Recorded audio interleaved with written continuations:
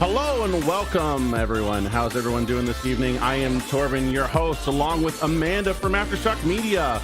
And today on the next level, we have our wonderful friend Joel from Blue Microphones. If you're not aware of what we're doing today, guys, this is the next level. We are here to help educate, inform, and provide value to content creators around the world, helping them to take their content to the next level. That is the intention of our show and what we're doing. Today, though, we have our industry session where we're bringing our industry guests on and talking to them about their life and what they do and how things are going. So definitely, everyone, please give us a warm welcome for Joel. Joel, how are you doing today, buddy?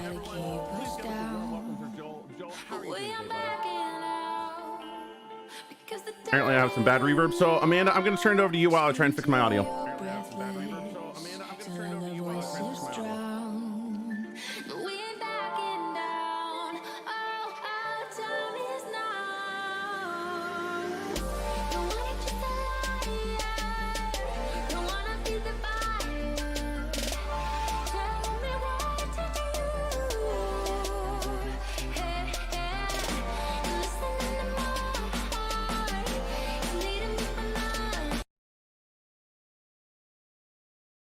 We love and appreciate all of the support.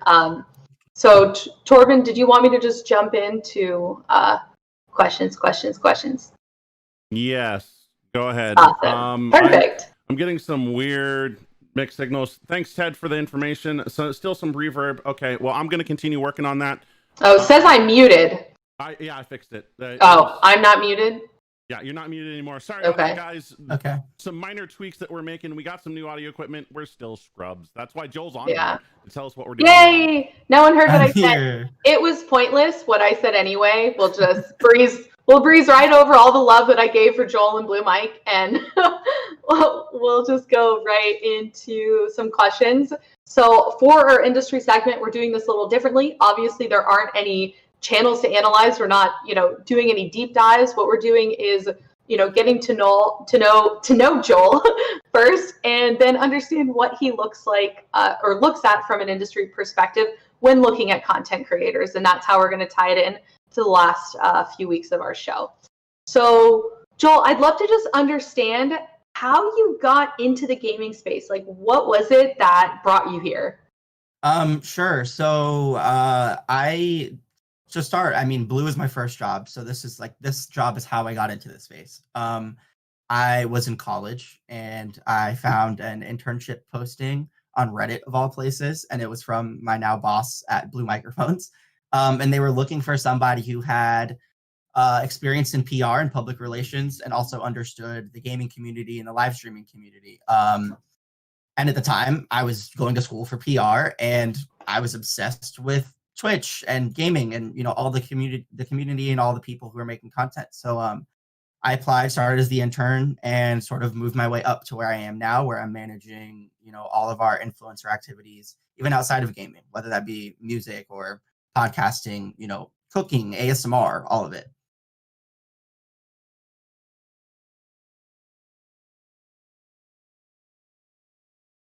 That sounds amazing. ASMR. Wait, what? You just used it doing ASMR? Did I hear that right? Yeah. Wow. So for Blue, ASMR is like, ASMR creators really love our mics. Like the Yeti is really widely used for ASMR, and now the Yeti X is too. And so I personally never watched ASMR or really was interested in it, but it's really cool to see that sort of content being made at all. And just the fact that it's there and it's popular and it's a new thing and it's kind of this whole new category of content creation I find fascinating, honestly. So I'm just going to go sidetrack real quick, Amanda. The little microphones that have the ears on the side of them, do you guys sell those? No, we don't make those. That's a company called 3DO, and they make those like that, those ear microphones like you mentioned. Really cool. But no, so for us, it's going to be like the Yeti series. That's the most popular for ASMR. Primarily because the Yeti kind of does the same thing where you can speak into both sides of it. It has a stereo setting, so you can get the left channel and the right channel like you can with the 3DO. Awesome. I think our audio's fixed now. Yay. Cool. Okay, cool. Well, dude, that's super cool. Okay, so you got into ASMR and do you still do that? Are you currently making content, or is that? Oh, no, sorry. I've never made ASMR content. I've Oh, become a fan through my work, really. But I've worked with okay. several really cool creators in the ASMR space. Like there's a Okay. girl here on Twitch. Her name is Mary J. Lee. She does awesome ASMR on Twitch live. And there's a few YouTubers as well that I like to watch and pay attention to. Dude, that's awesome. I've never done it, listened to ASMR, but I hear that it's a thing. Yeah, try it. I mean, like, I think it's either a genetic thing or something related to your actual physical being, because either you have a reaction to it or you don't. Maybe kind of like eating cilantro, where like it either tastes good or it doesn't. But if you have the thing that it works for, I hear it's amazing. It's really nice. I like the bedtime ASMR, like the sounds that are supposed to just like put you to sleep, and anything to just like relax. I love those. That's really cool. I mean, I like raindrops, so I guess I understand that a little bit, but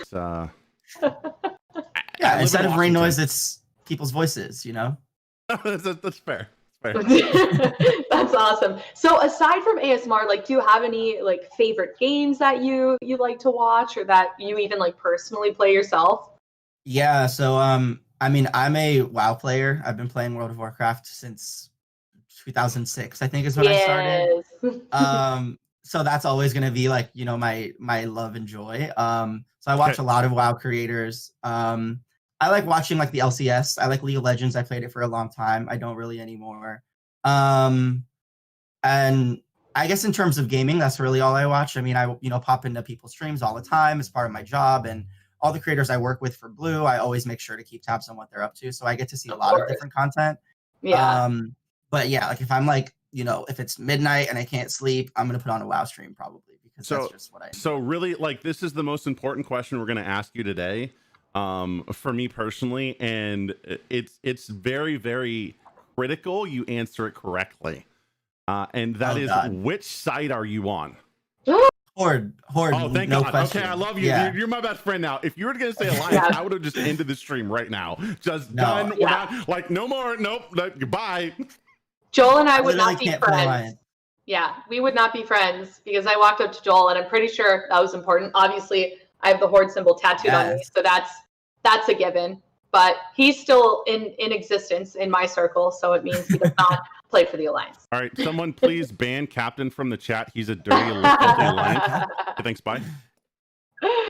Oh, that's awesome. That's awesome. Yeah, of course, meeting at BlizzCon, you're obviously a Blizz fan. Yes. I'm sure you saw the news that BlizzCon is not happening. I know. It's actually really sad. And yeah. I had whole plans, drawn up. Like I was going to bring friends for their first time this year, and now we can't go. So it sucks. So I know. I've never been to BlizzCon, and I've been playing WoW since vanilla. And yeah, you're missing out. I know. I feel horrible about myself. Yeah, no, that's really definitely a must. Yeah, supposedly they're going to have something virtually 2021, so that could be your first attendance, Torben. True. If DreamHack decides to send me, or someone else out there that loves me will give me a ticket, I'll go. Right. Hey, I feel that. So kind of along the lines of wrapping up some like personal questions and getting more into industry, I just kind of want to know from a personal level, like, is there someone in the industry or company that you like idolize? Like, is there someone that you're just like, oh, I love everything they're doing? Sort of, yes. I really admire some of like the sort of top esports owners, like Nadeshot or Steve from Team Liquid. Like just the way that they've kind of risen in the industry and made a name for themselves and sort of done their own thing and been so successful at it, I think is really cool. Apart from that, on the creator side, I really admire Dr. Lupo. I've had the pleasure of working with him a couple times, and he does really great stuff. I mean, his content's amazing. He's funny. He's cool. And he has that, huge social aspect to it where he raises money for kids. And I just really admire that, someone of his level can spend so much of their effort and time on helping other people. And Harris Heller is another one. I love Harris. I work with him as well. And I like his content a lot because it's, helping other creators be better at what they do. So like if you go to his YouTube channel, it's called Alpha Gaming. he has, you know, all these tutorials, all these breakdowns. He compares gear. He tells you what camera you should use, what mic you should use, you know, what is worth what and things like that. So those are the people I really admire because, you know, they're not just they're not out at, you know, they're not doing it just for their own game. Like there's a sort of selfless component to what they do, I guess. I love that. And I love the reasons that you look up to those people. That's really cool. Obviously you don't have to look up to me just yet. That's okay. One day my name will be on that list. Hold on. I thought I'd be looking down at you. Wait. Yeah, Joel, you're taller than me. I'm 5'2". Of course, you're all taller than me. Never mind. That's right. I forgot you're very short. But I have a big personality. People that have never met me or don't know me and then meet me for the first time actually think I'm like 5'6" or 5'8", because I don't know how that works, but like I guess I project like a larger human, but really, presence. But really I'm small. I when I first saw you, I was sitting down, so I didn't really understand your size until I stood next to you, and then I was like, oh, huh. But you're also, how tall are you? You're like 6'1", 6'5". I don't even. Yeah, exactly. Oh wow, yeah. I'm a giant. I understand this. I impose force just by walking up to someone, and I don't intend to. Don't know why. Just I'm a big guy. That's a double-edged sword, though, isn't it? I mean, it's good. Like you command a presence wherever you go, but yeah, you might be scary. Yeah, it's not really good when you walk up to someone like, I don't know, the CEO of Discord and say, hey, I'm Torben, then they walk away from you because they're scared of you. Not a good thing. Joel, how tall are you? I'm 5'8", 5'9", like average height. Nothing special. Just basic. That's okay. Okay, so I have another very serious, like, you know, friend-breaking question. Because I see something in your background that I noticed, and it's sitting on your wall, and this is very important that we're very clear about this. Which side are you? Sith Which side? Or Jedi? Like, I mean Jedi. Like anyone who's on the side of the Sith, it's like you're trying to be an edgelord. Like you think the bad guys are cool, and that's what you're about, which is fine, but that's not who I am. All right, hold on. So there's two different things here. One, there's the gray Jedi, there's the dark Jedi, which is the Sith, and then there's the light Jedi. So I'm more of a gray, but yeah. Okay. That's like an Ahsoka Tano. Yeah. Or, you know, Rey, because she's great. I have a very serious question for you, Torben. Yeah. How would you feel if I told you I don't like Star Wars at all? Where's the end stream button? I don't need to find that real quick. That is sad. I've watched like half of a movie, and I literally cannot. Okay, so this is no longer Joel's segment. This is now Star Wars. I'm about to rage on you, like on a whole different level you don't even know. I am a Trekkie fan. That is all. I don't do Star Wars. That's fine and cool, but thank you. It's wrong. I realize. I mean, you know. Yeah. Here's what I say. You've never watched Star Wars with me. Because the reason why most people don't like Star Wars is they're not educated on the backstory and what the actual progression of it is, and they watch it in the wrong order most times, or they don't understand what's actually happening. Because Star Wars fundamentally is I could go on for this. You know what? I'm just gonna stop myself right here because I'm just gonna rage and just no, that's not why we're here. If I had $1 for every time a guy said it would be better if you watched it with me, I would be rich. I promise you, I would be. Yeah, and I would say that that's generally the wrong take. Like, if you're a super fan of something, you do not want to introduce it to somebody else that's never seen it before right next to them while they're seeing it, because honestly, you'll ruin it for them. I've done that to people with Star Wars. With the Warcraft movie was a great example. When that movie came out, I was like, we're going to go to the theater, we're going to watch it, and I'm going to whisper in your ear the whole time to explain everything to you, and it wasn't good. Yeah, I was the same way with the Warcraft movie. Like, I sat there and I was like, and ruined it for a few people. I was very disappointed in Warcraft. Just very disappointed. Really? Oh, absolutely. It wasn't very. I mean, yeah. From a person who's a story like stories are my thing, and I get set heavily into lore.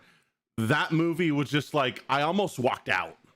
Like it was for me when you look at everything that WoW put into their backstory and all of the content and all of the like there's a ton of stuff they left out. There's a ton of stuff they glossed over, and the character development wasn't there. Like we could literally have an hour discussion about movies in general because I love movies. Just saying. But again, we're gonna back on topic. Anyway, I think we can now move on to industry questions. Now that we know who likes Star Wars and who likes the Warcraft movie. Clearly not you.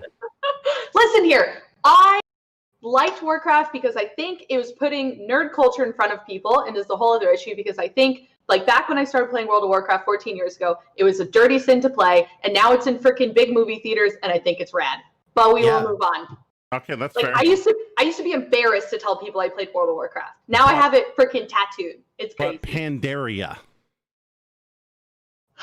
Yeah, Pandaria was my favorite right there, expansion. Right there. That was my favorite expansion. So I will not tolerate any Pandaria slander. No, that was fun. Dude, it jumped the shark so hard because they had no other content to release. I mean, yes, but the content they did release was great content. It was really good. Kung Fu Panda, man. Kung Fu Panda. Like, come on. Like, okay. You know what? Again, we can talk about movies and like psychological behind movies and all this stuff, and just for hours. Like, yeah, I don't want to fight you guys on your own show. I want to fight. I'm ready to fight. I mean, I'm ready. I will turn this show into ready. just movies. Like, let's go. Like,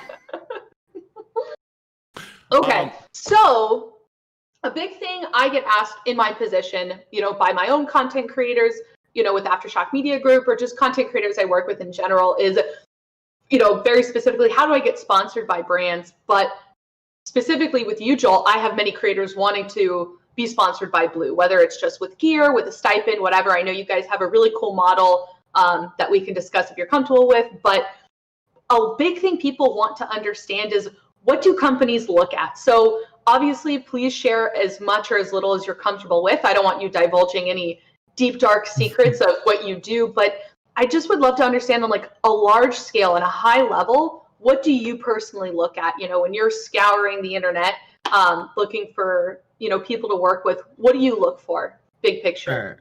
I mean, honestly, I like this question. It's funny that you mentioned, like, I don't have to divulge any details, but I would like to. Whatever you're comfortable with, by the way. I don't want you to break any secret rules or anything. No, because I think this industry is kind of that way. It's sort of the Wild West. There's no rules. And so I'm sure if you ask anyone else that's in my position in a different company, they're going to have a different answer. But I would really like the industry to sort of come together and, all work together to be better at what we do and make standards and practices that we can all follow. But I mean, for Blue and the program that I'm running, apart from this obvious stuff, like, your numbers and your viewership and your social following and, whether you're, you have to be PC for the most part and you can't be, homophobic or racist or a bigot in any other way. But what I really care about is that sort of unique content and unique perspectives towards content. Everyone knows, if you take the top 10 streamers on Twitch, they're all kind of doing the same thing. And it's obvious because that thing works and it's great. But I like to look for people who are doing different things. I want to see you playing a game that not many other people play, or, approaching your gameplay in a way that people normally don't. Or, if you have a particular perspective in life or in gaming that you are sharing with people, I think that's the cool thing about content creation, is that you can be whoever you want to be. So I want to find people who are themselves, all the way down to their core and in everything that they do. So authenticity is very important to you. Yeah, I mean, I hate saying that word because in this industry, everyone wants everything to be authentic all the time. And it's for good reason, because everyone should be authentic all the time, but it shouldn't be something that's forced. Oh, no. Should we lose him? Joel turned into a robot. Uh-oh. There you go. Say something, Joel.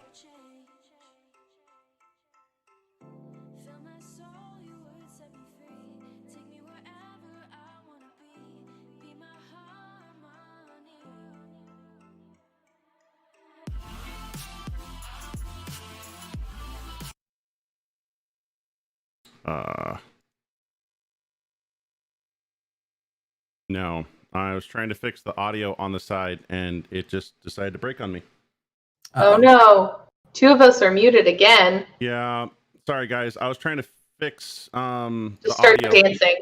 Start dancing. There we go. All right, I think I fixed it now. Maybe?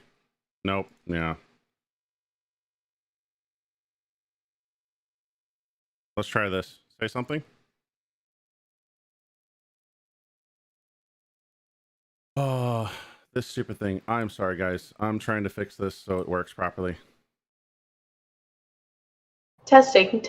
1, 2. Testing. So we can go back to talking about Star Wars again if you'd like while Torben fixes this. Please, God, no. World of Warcraft? Anything? Yeah, I fixed it now. I'm sorry. Cool. For some reason, I personally like the Legion expansion a lot. Oh, lots of green. Wow. Lots of evil stuff. Wow. Just wow. You know what? I'm gonna be I like the Lich King. I love that fight. One of the best fights in the damn game. But anyways, sorry, we're fixing. Okay, back to it. So authenticity. That's what we last heard, Joel. So you're talking about authenticity. Yeah. I mean, like I said, I hate to use that word, but I think it's really it's sort of an all-encompassing, around the idea of be yourself, be different, and be who you are. And I think the people who succeed in this industry are people who are themselves, to their core. Like they're not trying to be anyone else. They're not trying to reach some, level of personality or content that they think they should have. They're doing what they want to do. And if you're creative enough and you're talented enough and you work hard enough, you will succeed if you just stick to those things. That's really cool. And I think that's a really good perspective, like big picture to look at, because I think it was our first stream. Someone asked us a question. They were like, how unique do I have to be to be noticed? And I think there's like a fine line between being so far out there that you're like, are you maybe on drugs? Like, what are you doing? Versus like going along with the herd in the stream and not standing out. So I think what you're describing right now is really great way to kind of explain that. Like you want to be doing something differently, but still within the realm of like you are playing a game, but you're not all the way out in left field doing that. Right. And I think honestly though, those people who are out in the left field, I won't name any names, but there are some streamers and content creators out there that are known for being, off the wall, wild and crazy, and you never know what you're going to get from them. And that works too if you own it and you do it right. That's awesome. So I'd also love to know then, kind of like down to the nitty gritty, what do you look for specifically? You can give specific examples, like what kind of Twitter following or what kind of views, just as like some examples, so people understand, what to potentially aspire to. Yeah, sure. So I mean, in terms of numbers, I hate to really talk about numbers because I don't think that if you have 1,000 concurrent viewers versus 500 versus 300, 200, even 100 or less, that doesn't mean that you're making, worse content because you have less viewers. It doesn't mean that somebody's making better content than you if they have more viewers. So what I really look at, I mean, obviously there's a baseline and, I want you to have a certain level of community. And I think that's the most important thing to me is that besides the numbers, I look for a strong community. I want to know that your fans are your fans. They're not just fans of the game that you play or the topics that you discuss or fans of your friends who also stream and you kind of, you co-stream a lot or you do things together. That's all good and fun. But if you have your own dedicated fans from a brand perspective, that's what I want because I want to reach people who aren't anywhere else. And so if your fans only watch your channel, to me, that's the best thing ever. That's awesome. No, that's super helpful. And I know that, you and I have worked together probably the last 6 months or so. So I know that very, very closely about you. You're like, okay, like numbers aside, like what does our community look like? Yes. Which I think is awesome. So what you're saying is community engagement is important to you. So using Twitter is important. Yeah, definitely. I mean, all social media, I don't need you to be on every platform, but I need you to be good on the platforms that you're on, whether that's Twitter or Instagram, if you're a Facebook creator, if you're on YouTube, whatever it is that your main platform is. Yeah, I want to see activity going on. I want to see your chat being lively and not just spamming memes, but also talking to you and you engaging with them. or, you know, your comments on your Twitter posts and everything like that. Like I want to see, yeah, engagement, and not just manufactured engagement, but like people really interacting with the content. That's really cool. Is there an example, and if you don't feel comfortable naming names, totally cool, but I'd love to know if you just have an example of a content creator that you think does this really well. Someone that, you know, our chat and anyone else, you know, watching this in the future can kind of look at and be like, oh, that's like a really great example. Yeah, I can name a few. I think Harris Heller, who I named earlier, is really great, and he takes a different approach to each of his platforms, which I find interesting. And I think maybe that, I don't know this for sure, but to me, it's, you know, it would sort of create the effect of different parts of his community can engage with him the way they want to on those different platforms. So everyone's going to watch his videos and watch his streams. They might not be active in chat, but they might reply to his tweets, or they might comment on his YouTube videos. And so I think that's really cool. There's some people who are just, you know, incredibly charismatic and really awesome, and people want to hang out with on their stream and be their friend. Like Bloody Faster is a great example of that. I've worked with her a lot, and she's really good at that. Her community loves her, and it's because she's, you know, she's, like I said earlier, she's authentically herself, and she doesn't care what other people are doing. She does what she wants to do, and she's found success doing that. Bloody's wonderful. I love that woman.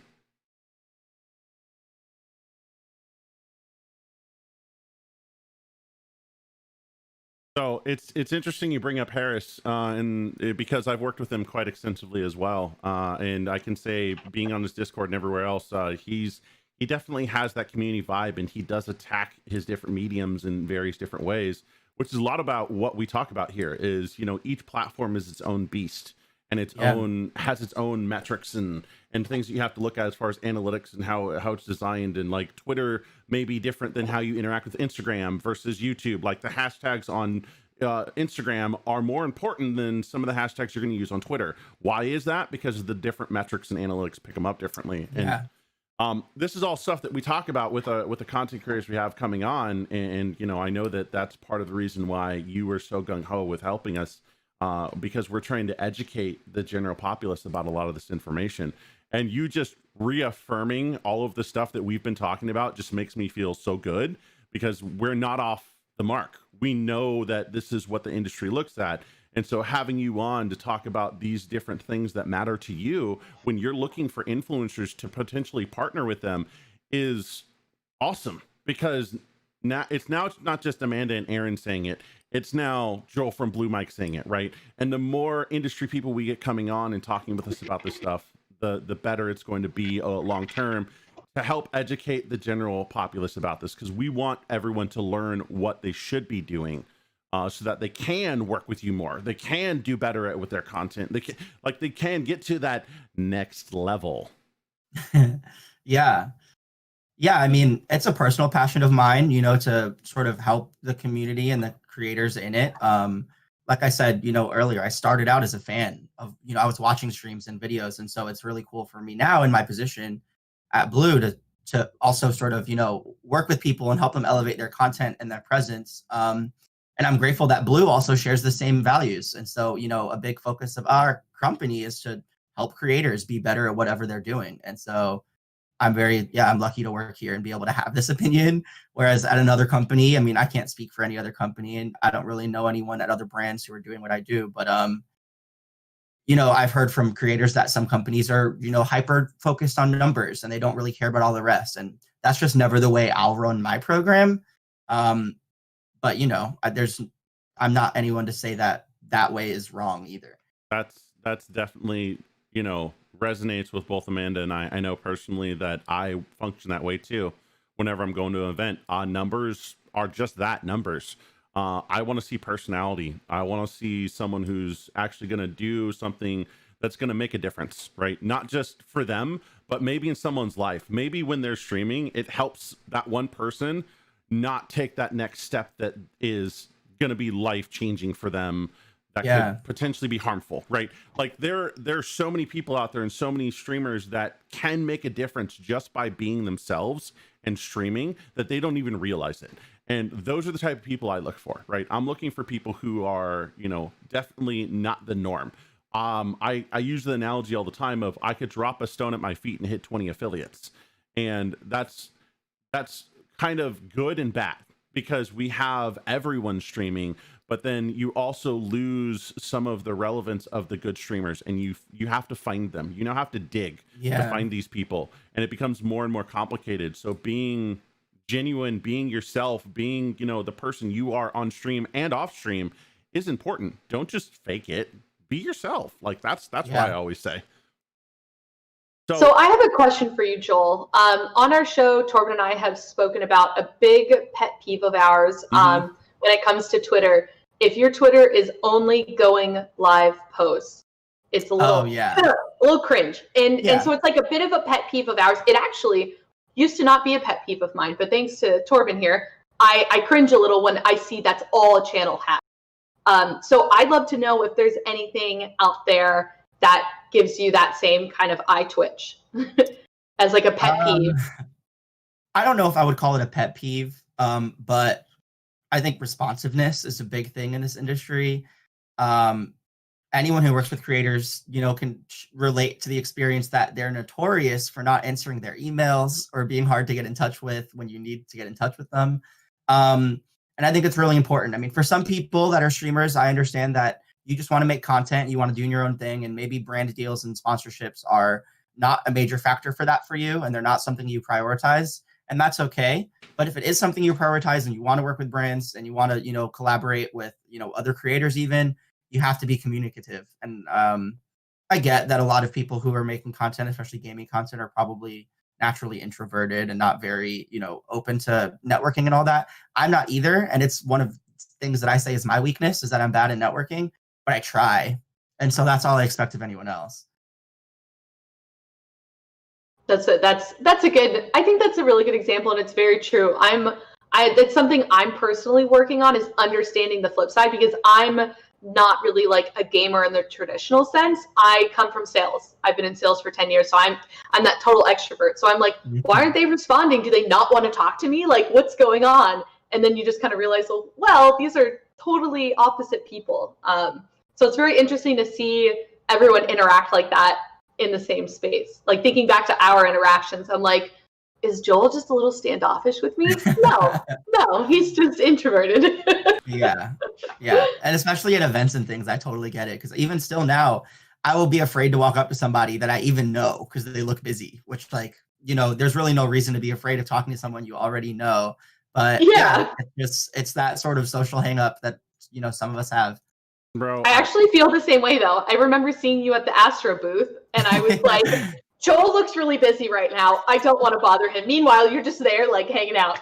Yeah, I was the little opposite of busy. Like, I had nothing to do and nowhere to be. There is such thing as an extroverted introvert, which is what I am. And I absolutely, like, I'm extroverted when I need to be, and I can turn it on. But most of the time, I love staying home and playing games. Like, just in general. Yeah, 100% same. So I feel that event life is a very, very interesting thing. I recently did 2 events back to back, and that I found out that was my limit. 2 events where you're gone from home for 3 weeks, not a great idea. Yeah. Oh yeah, I mean, I feel that. The past couple of years I've done TwitchCon and BlizzCon back to back, and I think wasn't this past year, but the year before, they were a week apart. Like, they were 2 weekends in a row. Yeah. And it was crazy. I mean, and I live in New York, so I had to fly to California and stay there for, you know, 2 weeks, 2.5 weeks. It was wild. Oh, that's rough. It's exhausting, but it's so fun. I think Gamescom does that with PAX West, that it kind of like doubles back to back. So you're in Germany, and then you're all the way in Seattle. God. Yeah. No. But my extrovert self feeds on that. Like, I would be gone half the year if I could, just networking and talking to people, and I thrive off this. Like, this quarantine, like, I talk to my dogs like I talk to human beings now. Like, I have this high level conversation with my chihuahua or wherever.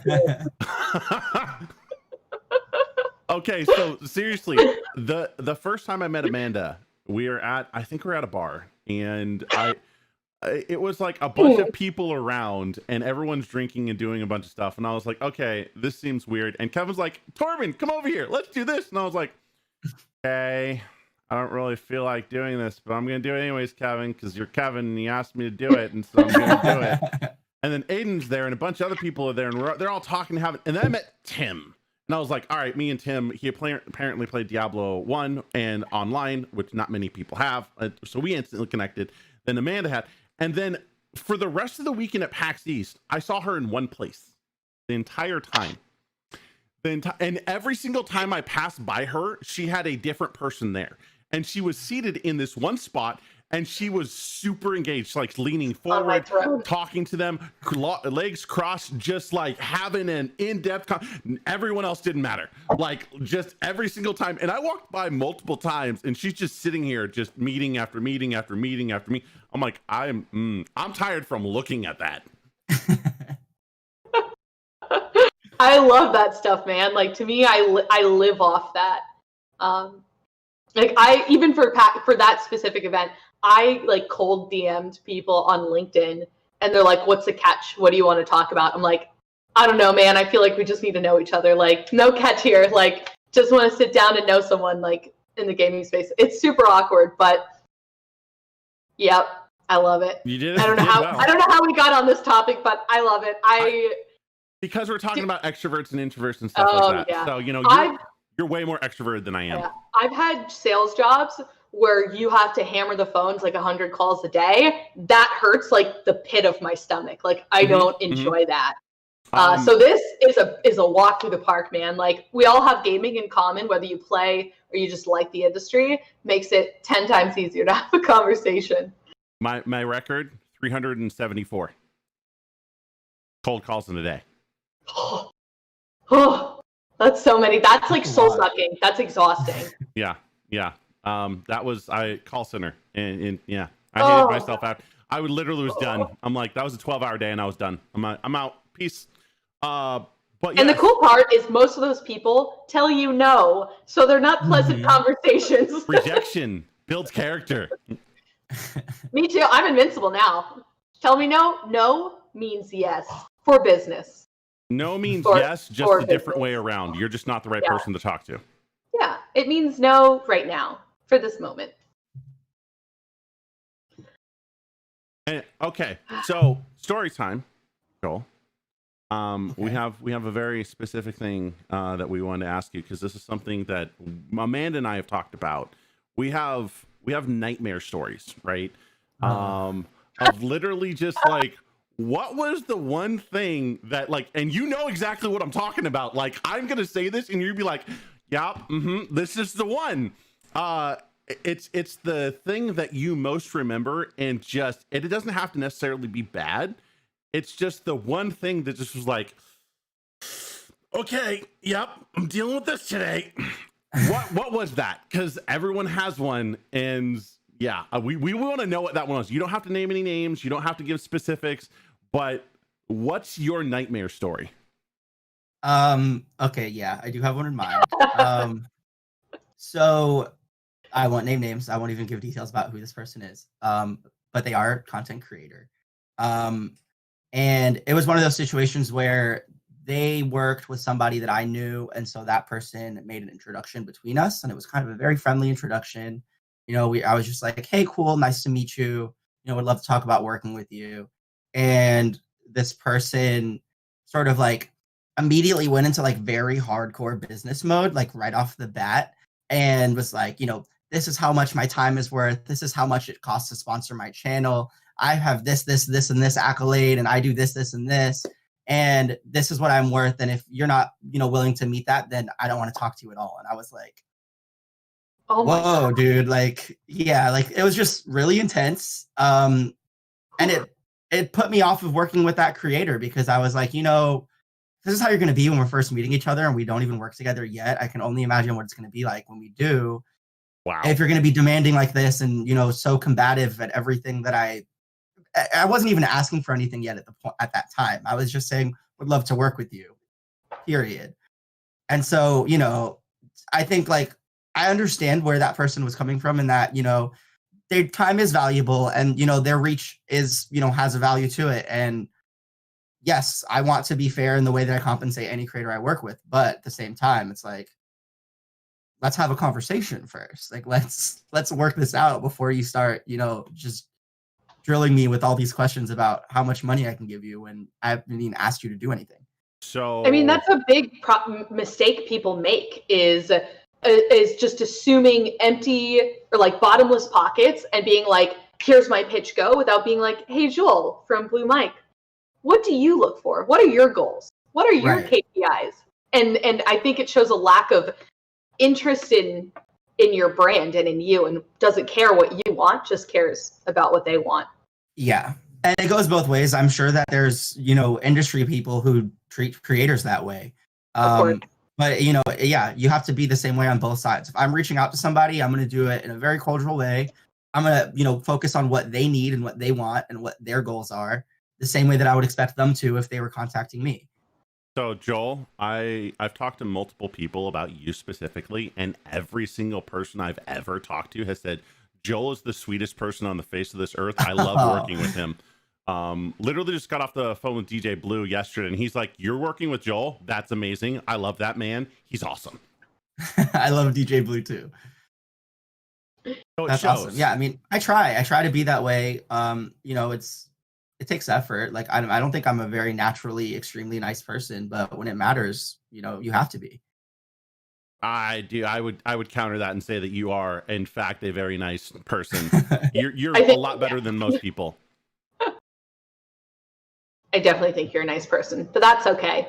Well, thank you guys. That's a really interesting story. Like, I can definitely relate to that, and I personally think I've done that to people before, not from a content creator perspective, but early in my Wii sales days, you're just like, your pitch is on your mind. You're like, oh, let me just give you my pitch, and I'll come out guns blazing without actually like sitting back and being like, wait, what are Joel's goals even? Because then that could be an even more expensive pitch. I'm just saying, like, all intents and purposes, you could potentially ask for more money, but since you don't know what you want, who knows? And don't do it so aggressively. I mean, I love a pitch. I love getting a good pitch, but just be nice about it. I guess that's it. Just be nice.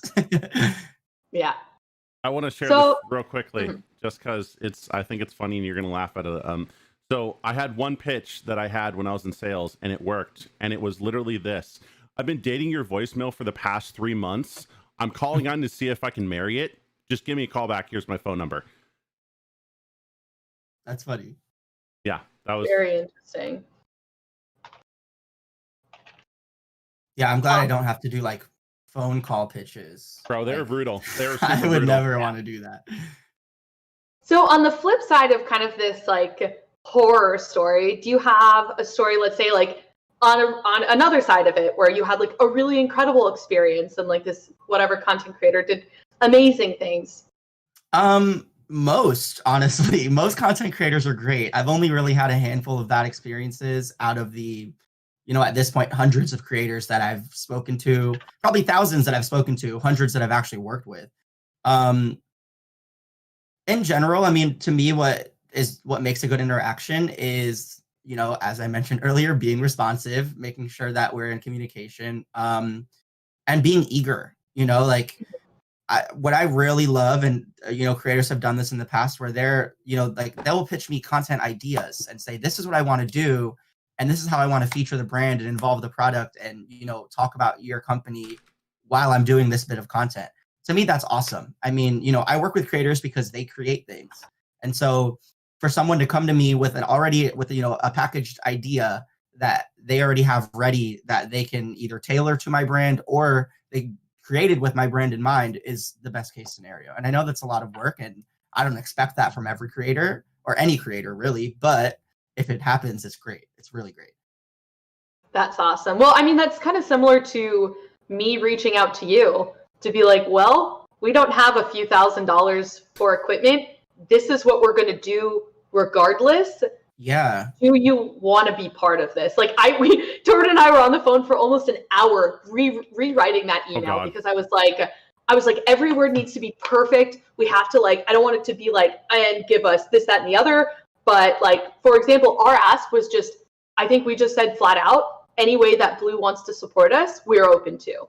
Right. So you want to give us a $5 Starbucks gift card? hey man, we'll take it. Like, we appreciate you, you know? So I think there are definitely tasteful ways to go about things. And I'm sure you get a lot of pitches for ideas and you know, getting gear and stuff. So obviously we appreciate you hearing us out and backing us up. It means so much to us. You know, and I think you guys are a great example of having content that's unique and interesting and different, because, you know, that's why I fell in love with this project in general. Is, yeah, that sounds like a great idea. You're helping creators. I want to help creators too, so I'm glad to help you. And that was really the biggest thing for me. And obviously I knew you, Amanda, and, you know, I knew that you would be great to work with. So it was a win-win on all sides, I think. But yeah, that was the most important thing to me, is this content is a good idea. So let's make it. Joel, I just want to point out that she was literally using Bluetooth earpods before. Our first so terrible. episode was I used AirPod Pros for the mic and the. You used the mic on the AirPods too? Dude, what I had nothing. Those are literally how I use stuff. Like, I have like old SteelSeries headphones that I used for like gaming, but I couldn't figure out how to hook the mic up. I am not a tech person. I was confused. So I couldn't figure it out. This is actually something I want to show right now, because we can, is the difference in quality between the microphone that you sent us and a bad microphone. I'm not going to say the headset manufacturer of what the one I'm going to do right now, but I want to show everyone on Twitch what happens when you use a bad mic versus a good mic. And this is something we've been at everyone in chat's been asking us to do, is more audio type stuff. So let me switch over real quick. You guys continue talking. I'm going to make some small adjustments, and then I'm going to come back and you guys can hear exactly why this is bad. Cool.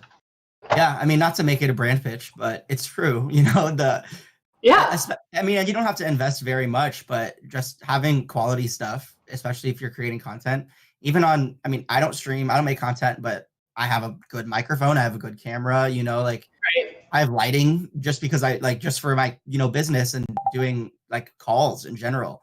I think having that level of production value, it helps so much. Absolutely. I completely agree. And just to segue into a little bit that we had discussed previously about affiliate links and discounts. So I guess I just want to let chat know that soon, once Joel lets us know it's happening, we will have a discount code for everyone to use. So obviously you don't have to get the type of equipment we have. It's absolutely not necessary for starting out. Joel, I know you always recommend the Snowball or the Yeti. It's like a great starter mic. And with our discount, you'll probably be looking at under $150 and then under 100, I think, for the Snowball, right? Well, the Snowball's already under 100. They'll both be under 100 with the discount, if I'm doing my math right.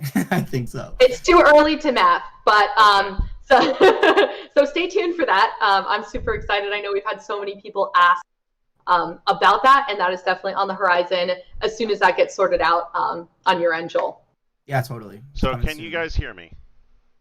Yep. So this is what it sounds like on a headset microphone. I am not using the Snowball or I'm not using the baby bottle right now. This is just a audio, just to show you guys the difference. So you hear the audio quality of this microphone. It's not phenomenal. And headset mics notoriously are not meant for live streaming. They're literally meant for just like communication on Discord and things like that, if you're doing like meetings or whatever. Now, when we switch and go back to our other microphone, and it's beautiful. Over to this one, we hear the main difference in the audio quality right away. And this is something that I wanted to show people because it's important to understand how audio affects the stream itself and how people hear you and what happens, because a clear piece of audio is more impactful to the viewer than anything else. If you can't hear your host or the person you're listening to clearly, most times you'll lose viewership because people don't want to hear garbled in the background cave noise. And I know that's what that sounds like because I've done a lot of video testing or audio testing itself. So this is one thing that I wanted to show live on stream of like, this is the audio quality that we're getting. It's a tin can versus a radio announcer. Those are the vast differences, and this is the type of things that Blue brings to the table. So we're now at the point in our show where we want to actually start opening it up to questions. So anyone has questions for Joel, if not, we're gonna bullshit for the next 15 minutes or so, because that's what we're gonna do. We're probably gonna start talking about World of Warcraft. So if you don't have any questions, that's where we're going. I'm just letting you know now. We're bring warning you. questions. Bring questions, and then we will be announcing the winner for our Yeti X mic. So I hope you're in chat, because if you're not, we're gonna redraw. So stay here. But yeah, I mean, I can add to what you said, Torben. One thing I love to say is, the best stream is one that you can walk away from and just listen to and still have a good experience. Like, obviously it's a video platform, and watching what's happening on screen is a huge part of it. But the best, if you look at television or radio announcers, radio sportscasters are a great example of this. They can tell you what's going on without you being there and without you being able to see it. And so even beyond the quality of your microphone, your skill at speaking and relating what's going on with your voice is so important.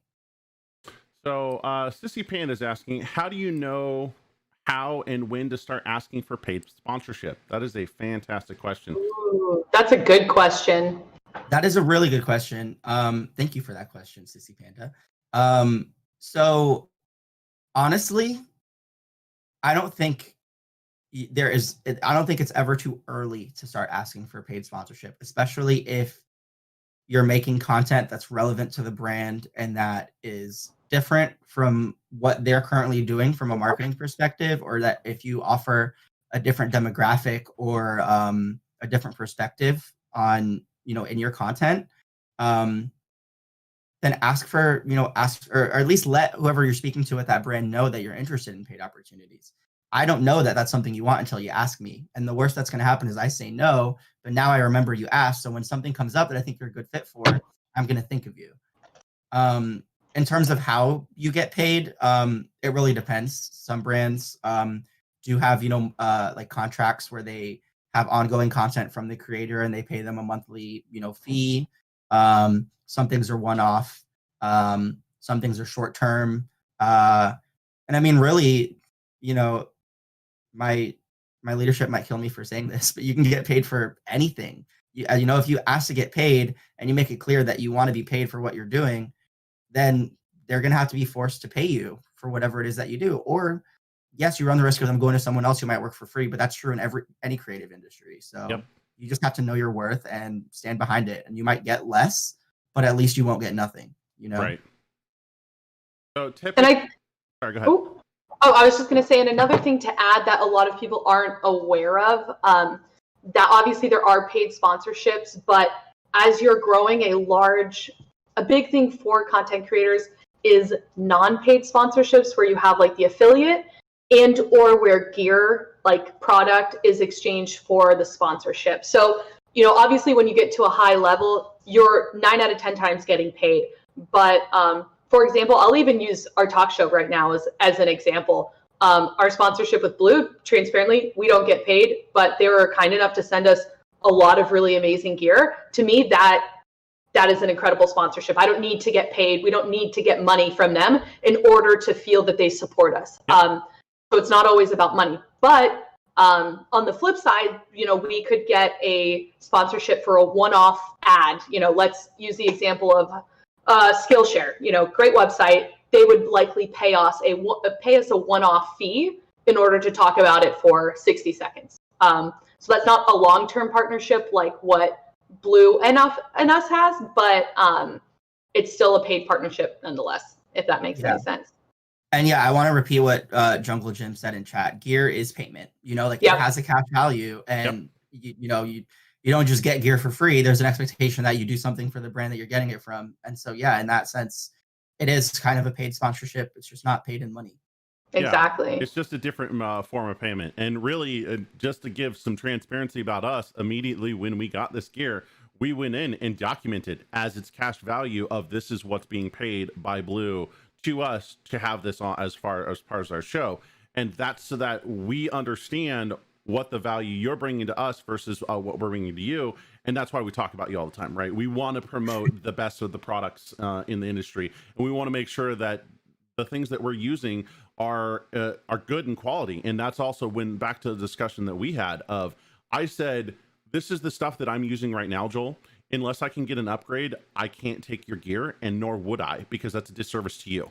I can't downgrade in order to promote a product, but what I will do is either get the same or upgrade, because then I can actually have a better performance coming across. And with, you know, Amanda, who literally was coming from nothing, it was such a massive upgrade for her. It's just like, it also made sense for us to do it then too, because I saw the inherent value of not just working with you and the technology, but the benefit that you bring to the industry and how we can actually help support content creators and the education piece. So just that little piece of me showing the difference between the two mics, right? That is powerful. Right, being able to show what your technology can do, like the headphones we're using, phenomenal, like some of the best audio I've ever heard in my life. So it's this type of stuff that you bring to the table, and you help us in such a massive way that we're super thankful. So thank you for being a sponsor of the show. Thank you for coming on the show. You know, we both love you greatly, and we cannot say enough how awesome you are and how awesome it's been to work with you. Well, thank you. That's awesome to hear. I appreciate you guys. I mean, I think what you're doing is fantastic, and I'm happy to help it however I can. Thank you. Thank you so much. And for those who don't know, check out Twitter. Torben rags on me several times for not knowing how to use equipment and putting things on upside down and backwards. So that's very fun. We literally spent like 30 minutes trying to figure out why her arm was slowly going down. And then she sent us a picture, and we're like, Amanda, flip your arm around. It's wrong. I do It was my so best. funny. I do my best. I'm dying. You know what's even worse is Tim. Come on. Anyways. Yeah. Also learned that the logo is not supposed to face the camera. It's supposed to face me. Yeah. I just learned that about 45 minutes ago. So. And if you're not following Joel on Twitter, please go drop him a follow. He's a fantastic person just to be. He's got some funny tweets out there. So, you know, be on the lookout for him. He's a great person to just get to know in general. Be nice. If you are not nice and I find out you were not nice, I will hunt you down. Like, that's not a threat. That's a promise. All right, so, yeah, I will say, anyone, you know, if you're a creator or anyone else, feel free to reach out to me, ask me any questions. I'm happy to give advice or help anyone who needs it. So hit me up. So now, Joel, I did post in our chat who the winner is. So they do have to be present in chat in order to win. So if they are not here, we will redraw. So if you want to go ahead and announce who the winner is of our first ever. Sure. Should I say their full name or their Twitter handle? Twitter handle. Twitter handle. Okay. Yeah, Twitter handle is probably the best here. That way we're, you know, keeping privacy and not doing anything wrong. And I don't know if they're in chat, but I'm gonna double check right now. So just go ahead and, you know, we'll announce the winner. Okay, so the winner of the Yeti X microphone, the very first giveaway on this channel, is BK2144 on Twitter. If you are here, BK244, please say 2144. 2144. Please say something in chat. You have 30 seconds. Wait, you won? Jungle Jim, is that you? You'll have to prove it's you, so don't lie. Mods, can you please verify that Jungle Jim is in fact that person? No? Okay, no. Jungle, seriously. Stop trying to troll. All right, I'm going to give you guys 30 seconds while we do. That's what we're doing with our lives. If we don't see you post in chat in here just a minute, we are going to redraw. How do I sign up? Kevin, you can't sign up. The competition's already closed. Yeah. Bro. I need a mic. Well, you know, I can't. Kevin, don't you have a mic? Kevin has a mic for sure. Kevin, come on, dude. Come on. All right. It does not look like he is there, so I'm going to repick. 10%. It's going. So the next one, I love this name. I'm gonna post it to you. I'm hoping that they're here. If we get to the third one, we'll just post it on Twitter and just be done with it. That way we don't have to sit here and continually do this over and over again until we find a winner. That is the next person who was just picked for it. Oh, come on. Don't do that to me. It didn't go through. I'm aware. It's being done. I know. Oh my gosh. Okay, here. I'm just going to post the name to you. How about that? How about that? That works. There. That's the name. Okay. It's hilarious. Do you know that All right. person? Yes, I know this person. Okay. Oh, no, I want to make sure that he's on. Do you want me? You can announce it, Amanda. No. You're excited. You do. You. Okay. Our next winner, hopefully they're here, is Please. at Platypus Hobo. Platypus Hobo, if you are in chat, say something quickly. That is a So that very you can good remember. friend of mine from BlizzCon days, and I'm so excited for him. But if he's not in here, he doesn't get to win. So Wow. one of my Tito's friends, find him now, please. Yeah, he gets. We'll give him a minute. We'll give him a full minute because he's a friend of the show. He's not in chat. I'm here, Kevin. We already know you have a mic. Stop it, Kevin. Kevin's over here trying to steal the mic from people. Why you gotta be like that, Kevin? Why you gotta be like it? Okay, so Joel, I know you're playing something. What are you playing? What game? I heard a bunch of clicking. Oh, I was just typing. Oh, dang it! I was Yeah. like, dude, you're totally playing like Picked up World of TRT or Warcraft. something. No, or playing Really WoW. think I'm rating I right would now. be playing WoW in the middle of your show? Dude, I would respect it hardcore because I'd be like, yo, he's rating and doing a talk show. No, I'm not. I do have to raid tonight in Classic, but not for a few hours. You know Ooh, what? I you're picked playing up Classic Classic. I'm playing Classic now. Yeah, I play retail too, but I don't raid in retail. I just kind of fool around. That is awesome. What's your main? I priest. Oh, okay. Ooh. A protection? Are you healing?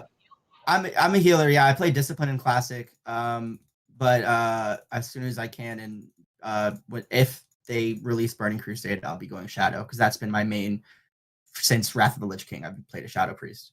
I played a Retribution Paladin, even when Retribution Paladins weren't good and everyone hated me. And then I finally just like caved and went prot. But I Paladin life, man. That's just my class.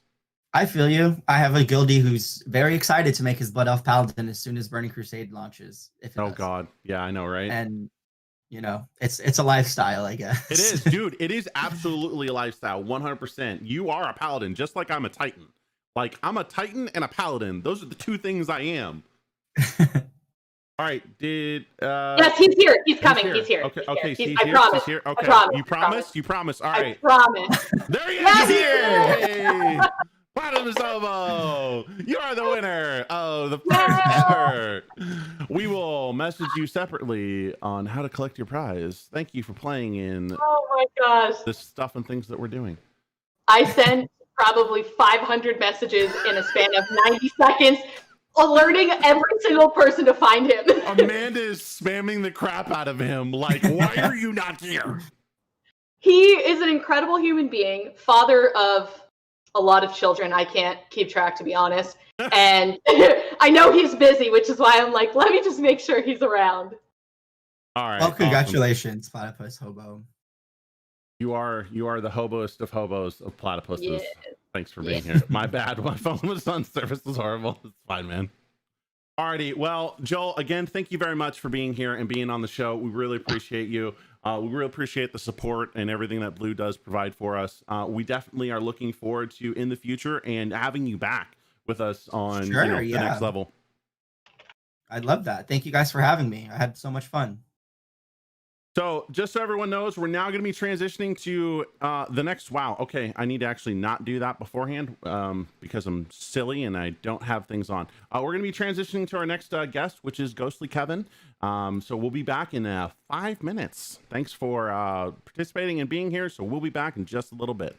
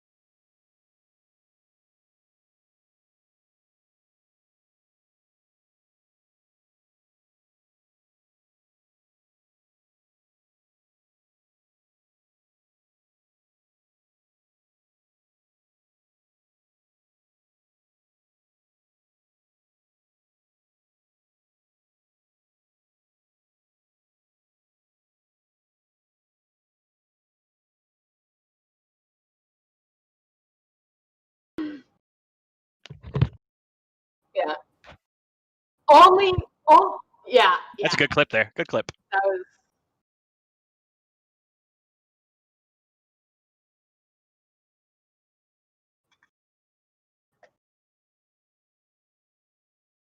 Hi.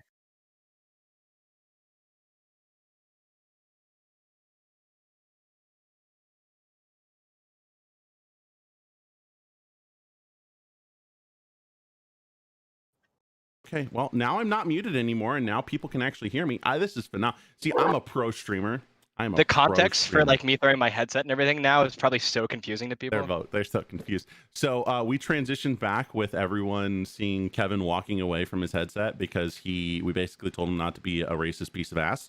And he said no, and he refused and threw away. And I'm not. Yep, that's absolutely obviously not Kevin. But anyways, welcome back, guys. We are here with our wonderful friend, a ghost of Kevin, or Kevy, or Kevon, as some people like to call him. We already know because there's a tweet about it, and this is the thing. Don't worry about it. Yeah, we It's actually have done that. I forgot about that. yeah, we did Kevon. Kevon. So if you don't know who Kevin is, he's a phenomenal person in the market, and industry in general, and just an amazing person himself.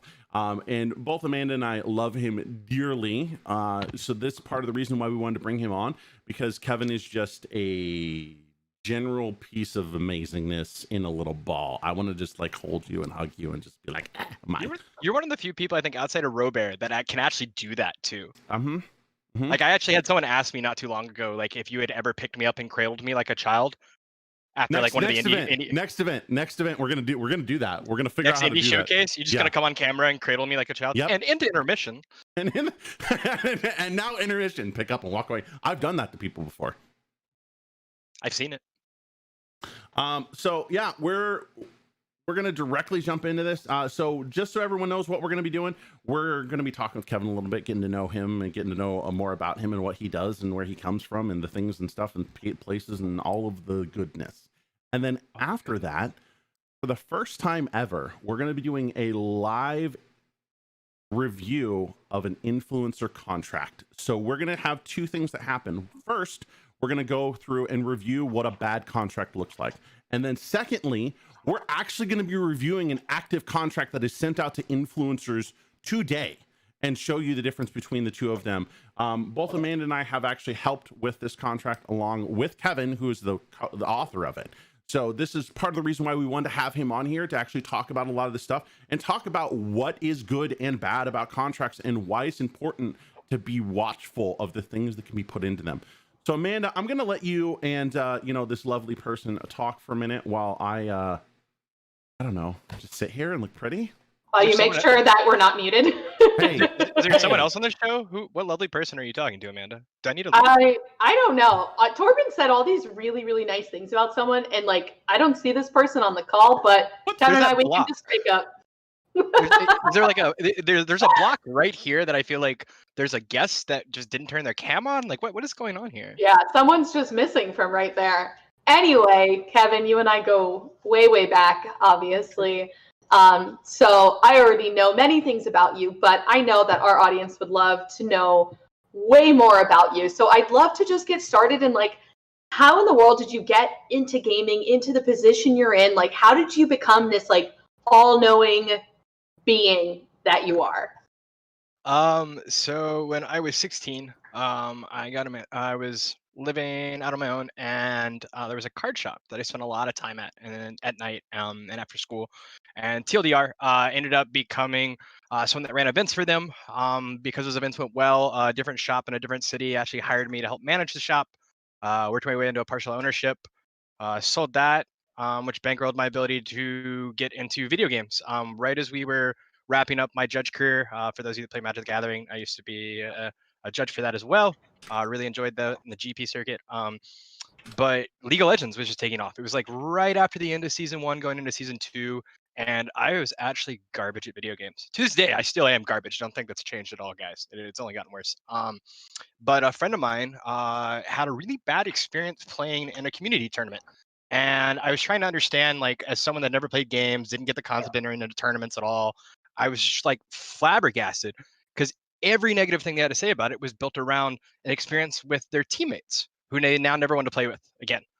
And long story short, that turned into Victorious Gaming. We were the largest tournament provider for single individual entry tournaments. We were the first people to pioneer that.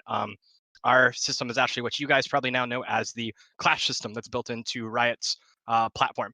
Ironically, we used to call our events Clash for Cash. We exceeded a little over $2 million, I think, in RP that actually went out over the course of a couple of years. Wow. Yeah. I think whatever you said offended Torben because he just like got up and left, man. That was crazy.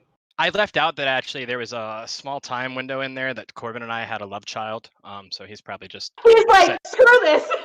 He's just like, kidding, I didn't guys. get my due respect. He's checking on his dogs. I just wanted to throw that out there. He's cool. Go on, Kevin. So like after that, one of the things that like always blew my mind about my time at BG was the sense of community. The biggest resounding thing that I took away from that experience over 3 years, which for those of you that might be considering the startup scene or might feel like you're overworked, to give you context, I manage a staff of 217 volunteers ranging from 16 to 21 years old. We had a few people over that, but that was pretty much the age gap. And I did 16 hours days literally every day for the 3 years that I was in startups.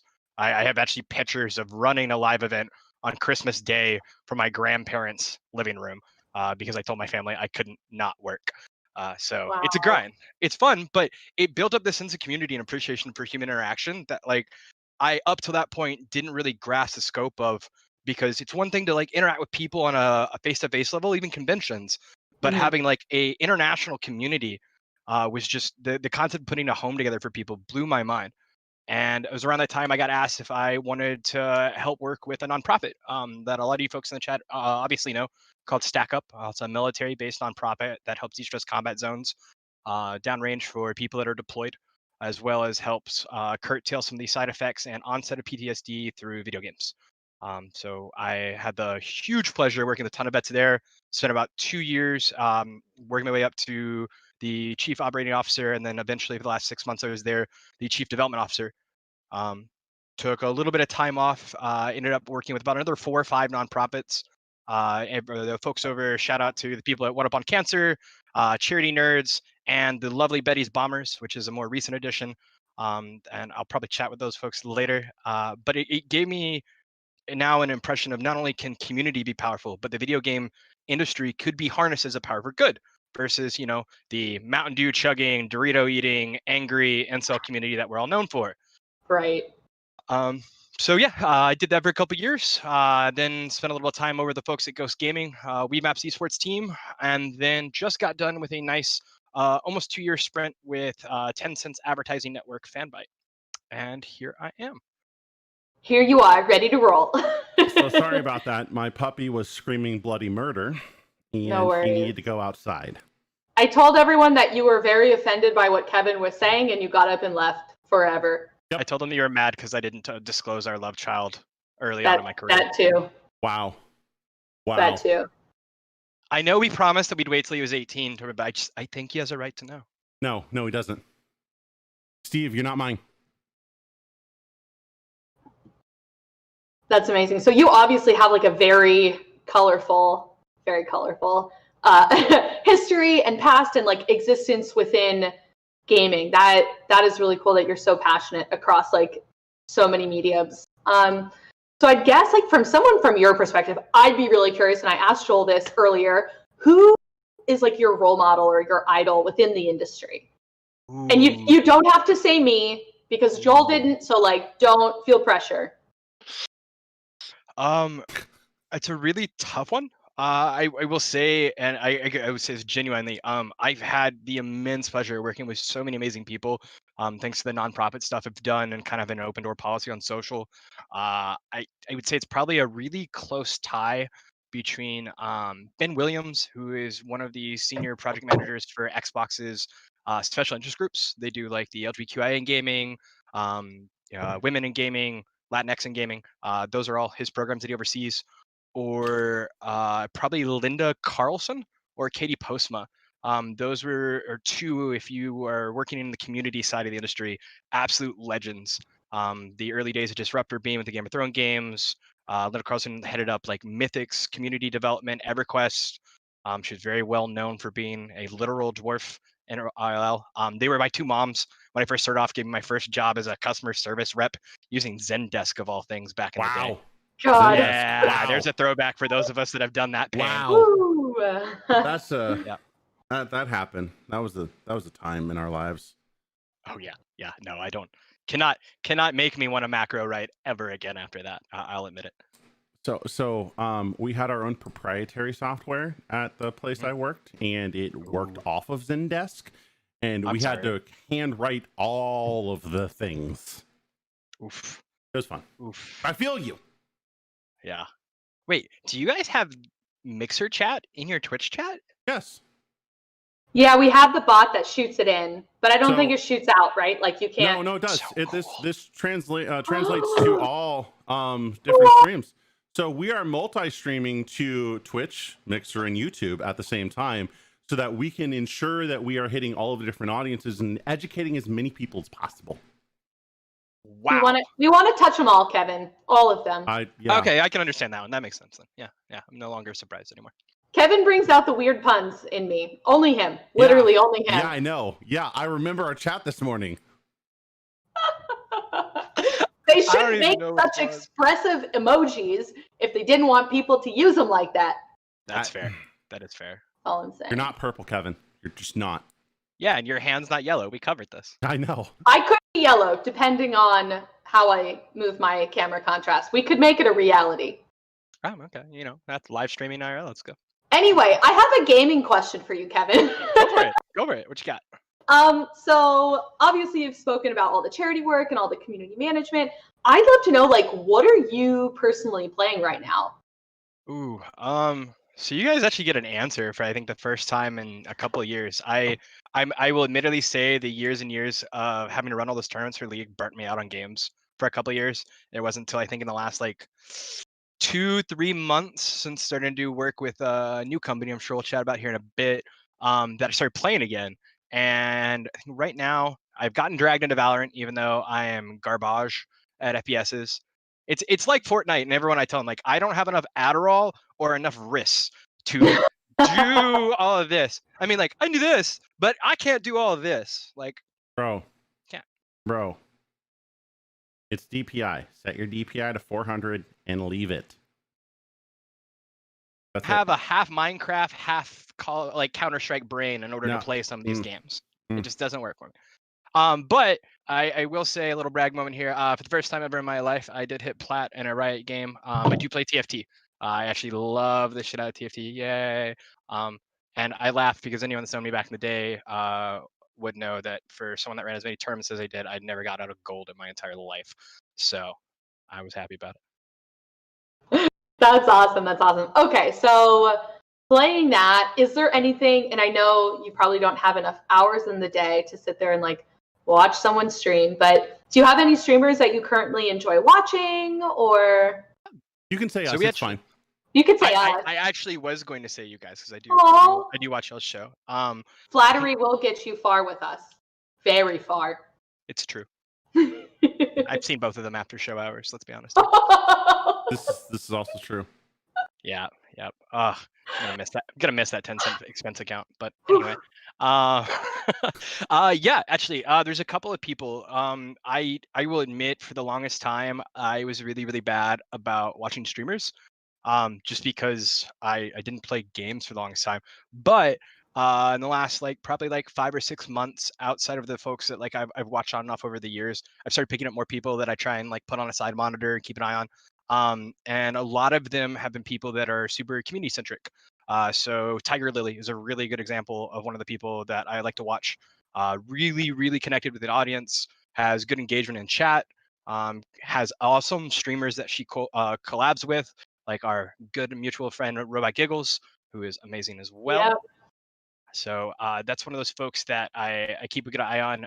Outside of that, I try and skim through, as weird as it may sound, below the fold games on the Twitch page or the Mixer page to try and find folks that I normally wouldn't run into, just because especially without shows now, where that was my engagement point for a ton of people. Since I don't have that, that's some of the ways that I can explore and see people that I normally wouldn't see.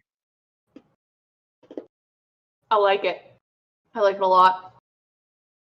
I know I'm definitely going to miss seeing you guys at shows. I know we just talked about this with Joel, but what do you mean, you guys? Both of you. I'm not going to see either one What of do you. you mean, you You're guys? seeing us right now. I mean, at a convention IRL where we Wow. can.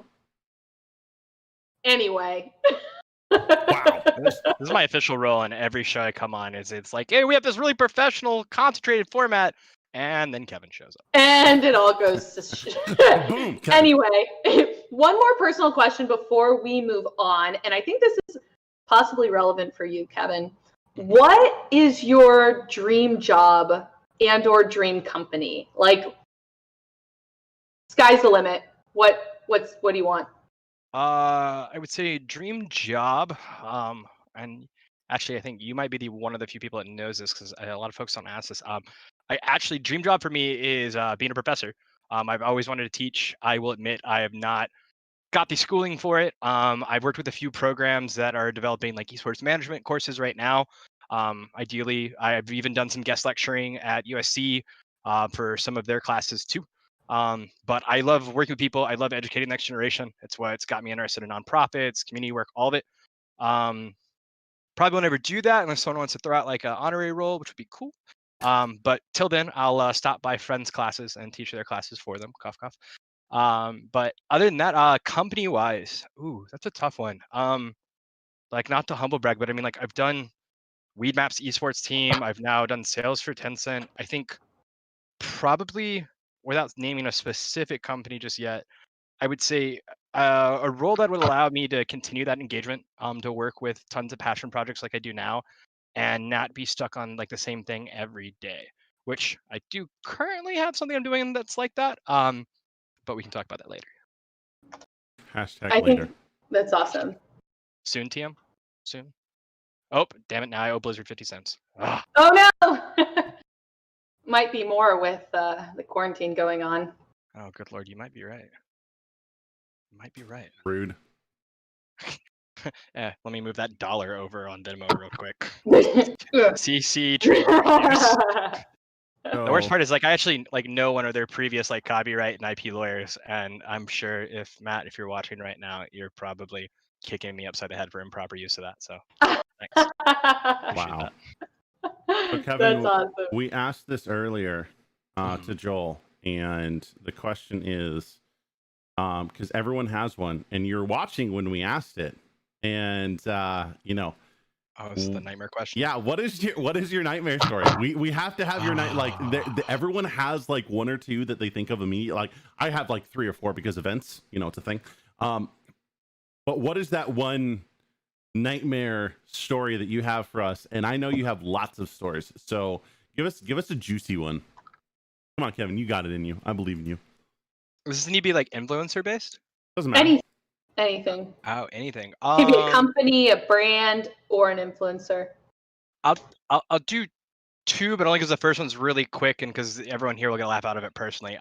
My absolute overarching worst has to be the venue that I used for TwitchCon's After Dark Party. Anyone that went there would know they cut us from 2 lines that were supposed to be at the front and back of the building. So we had 2 blocks of line space. Rather, it cut us down to 1.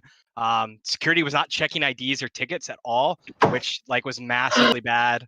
The open bar wasn't properly managed. I think we ended up actually having to put down an extra 3 or 4K literally at closing because they were like, oh, by the way, you went over. And we're like, what? So that was just a mess overall. But a lot of people had fun. Emo and I guys are awesome, so I love that. On an influencer side, I would probably have to say, and some people are gonna probably get mad at this one. Back in the day, and this is probably one of the only ways you never get on my bad side, which a lot of folks know is really, really hard. Back in the day, there was a fundraiser that we were doing for the vets. And it was one that I helped pioneer as a campaign called Home for the Holidays. Specifically what it was built around the idea that I went through as a kid growing up, that I didn't have my parents around for holidays sometimes because they were divorced or things were going on. But there's always that stress, especially for military personnel, on being able to give your kids a present. You can't really do that when you're over here in Afghanistan and they're over here in Alabama. It doesn't really work. So what we did is we went to a ton of indie developers, ton of amazing companies that donated digital game codes and they were all multiplayer games that we got more than one key for, so people could connect and play. The counter side to that, though, was there was supposed to be a component where all these games got played by a bunch of I'm not going to name specific names, but they're pretty up there streamers. If you guys know, like Trick2G, Some1G, folks like that, it was around that level. And right at the last second, and I mean literally last second, we were like maybe 20 minutes from going live. The manager of the group we were working with hits me up and goes, "Hey, I didn't realize that you guys had raised almost $2 million in game codes. We want to be paid for this." And I'm like, "What? Are you serious?" Like, I literally just pushed out the live tweet. Like, you telling me you guys aren't gonna show up? They're like, "Well, since you told us you didn't have money and you raised all this, so you got to have money." And I'm like, "No, they're digital codes. That's the whole point. There is no money changing hands here." And so we actually had no streamer whatsoever representation. They actually fully pulled out of the event. And it was a bit rough. Thankfully, though, a lot of the folks we worked with were very understanding. Shout out to the University of Washington. Their game incubator actually donated Ghostly Manor, did a lot of codes back then. Really good game. But it was just, to this day, I will admittedly not work with any of the talent that were part of that group. Some of which I would have to go and piss off Loaded and a couple other people. But it blew my mind. I don't really have words for it. That you can't pull that on nonprofits at the last second. Wow. All right. And they wanted, like, kid you not, like a 5-figure amount. This was not even a small amount of money. That's crazy. Yeah. So, not fun. But communities are awesome. So thank you guys. Okay. So lighter note, because this is heartbreaking. Yeah, that was rough. What's a good story you have? Like what? Like give us a really good story. Flip side of things. Flip side of things. We now want to go good and bring the mood back up a notch, because that just hurts my soul. That was a huge buzzkill. I liked it though. Okay. So to circle back to actually this is good because it's a full circle moment. The After Dark party. One of my favorite moments that I've had in my career was like not expected or anything at all. There was a couple that reached out that wanted to come to the event, and as everyone that tried to come to the event knows, like there was a process. You had to like DM me, I had to verify you were in the community or in the industry, et cetera, et cetera. And they were super apologetic. She had just lost her job, I believe, as a community manager, and so her and her husband were coming to TwitchCon as kind of a, hey, we already paid for it, we want to show up type thing. And found out through the grapevine after saying, yeah, you can come, of course, that it was their anniversary, the night of the event. And then crazily enough, the next day was her birthday. And she did not bring this up to me. No one told me this. This was something that, like, we literally, because I was going back and checking to make sure they weren't crazy folks, I saw in some of her tweets. So without warning or anything, we pulled her and her husband. I literally cut the mic in the middle of the night and gave them a shout out. We all sung her happy birthday. Everyone wished them a happy anniversary. And we got to do this at midnight. So literally, as everyone's singing it, it's her actual birthday. They just finished the anniversary. I think there's even a video still of it. It was easily one of my favorite moments, I think, on like just an individual one-on-one level. The Emo and I guys were super happy about it. I think I interrupted them more times than I should have that night, but they loved it. And it was actually one of the reasons why I was really happy to work with them again going forward. That party was lit, by the way. I remember it. It was, and I wish they had canceled TwitchCon. I know you guys are gonna kill me in the chat for this, but because I want to talk so bad about the party that I had planned for this year. Oh, don't even start. Don't. No. No. Yeah. No. I don't want to hear not. It. I don't want to hear it. It was stupid. I want to hear it. To I give love context, the party. guys, we had no sponsors at this last one. We had like some really amazing, I shit you not, like it was a group of like 10 kids that got together and we threw in like 1,000 or 2,000 here from tons of little startup companies. And then HyperX came in just as they want to support the 1,000 Dreams Fund. I got real sponsors for this one this year. So I'm a little salty about that. Wait, to tease people a little bit, Purell and Dove were going to be sponsors of the event. Wow. Yeah. So really it's going to be a naked soap party, is what you're telling me. The biggest piece of feedback I got, because I wanted to do this around E3 back when I thought COVID wasn't going to be a big thing, which I was very wrong on. I acknowledged it publicly. The whole joke was that like people would only show up if they could guarantee that people were clean, because of course going to gaming events, some folks aren't super hygienic. So like my way to make sponsors feel better and people feel better was that there were literal like in order to come in, you had to go through a station that had like, what is it called? Like hyperallergenic cleaning supplies, but you had to wash up to the elbow from hand down. You had to wash your hands. People had branded face masks they were going to get. The goodie bags were all like hygiene oriented. It was, we were going to go with like a clean party theme. Yeah, I'm not gonna lie, I was really looking forward to that one. But stay tuned, because a lot of those folks did sign on, and weirdly enough, we actually got a celebrity backing from a group that want to do it whenever we can kick things back up. So you guys will definitely hear about that as soon as, LA lets me do more than 10-person gatherings. Wow. Seriously. Well, maybe by then you should talk to Next Level Talk Show and see if they want to get in on that sponsor. Just saying. I might need some. We like to party. we know a few people. I'm just throwing that out there. You guys might know one or two folks. No one big. Don't worry about it. All right. Well, it's fantastic getting to know you a little bit more, Kevin, and sharing that with our wonderful audience. So we're going to get into the real meat of what I'm super passionate about, and just to give you guys a little bit of context. I have about 10 years of contract experience doing it for companies professionally, along with reviewing with lawyers in legal formats. Amanda also reviews them as the primary business person. So when we're talking about these contracts, it is from a place of education and place of working with legal teams. So when we review things and when we talk about these contracts, it's not out of our ass. So just keep that in mind when we're going through this. So this is very important to us, that people understand how to look at contracts and what you should and shouldn't be doing. And hilariously enough, as I was doing some research online, I found this wonderful thing. Wait, Tor, real quick, do you want to explain to people why? Because I don't want you to undersell yourself. Why it is so cool that you guys are doing a contract review on stream, and how that's a big deal. So because I don't know if people understand. Tell us why it's so cool. Contracts inherently are a no-no for people to review or talk about outside of their agent or their agency, or individually beyond anything in an open forum. So the fact that we're doing this should bring a lot of credibility into what you should actually be paying attention, because this is not done. This is a service that's paid for.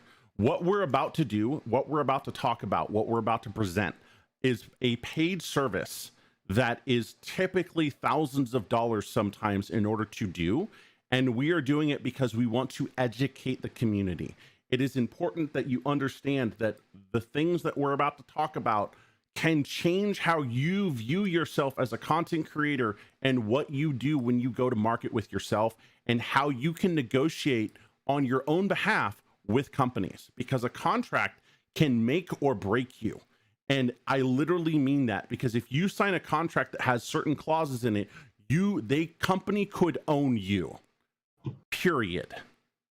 Literally. So that's why this is so important for you to understand what we're about to do, because as far as I know, this has never been done. We're about to do something that's never been done. And not only are we going to talk about bad contracts, we're going to review a live contract that is sent out to influencers right now and talk about that as well. So we're going to do both sides of this coin here. We're going to talk about bad contracts, things to look out for. Then we're going to talk about an actual contract that we looked at and actually reviewed and talked about and helped give clarification on because of certain things that were in there. And so Amanda's going to start us off, and we have a couple different points. We're not going to go through the entire contract here on the bad how to look at a bad contract. But please go check this guy out, Mark Cohen. He wrote this, and his entire intention of writing this was to do one thing and one thing only: teach lawyers what not to do. Because if the lawyers do this stuff, this is why bad contracts are made. This is why, people get into pitfalls and do things. We shared the link in chat. Please go there. You can follow along and take a look at what we're doing and read through it yourself. I would highly encourage you to go check this article out, because he has more. I actually did some background research on him as well, and made sure that he is who he says he is, and made sure that he actually cares about education and contract information.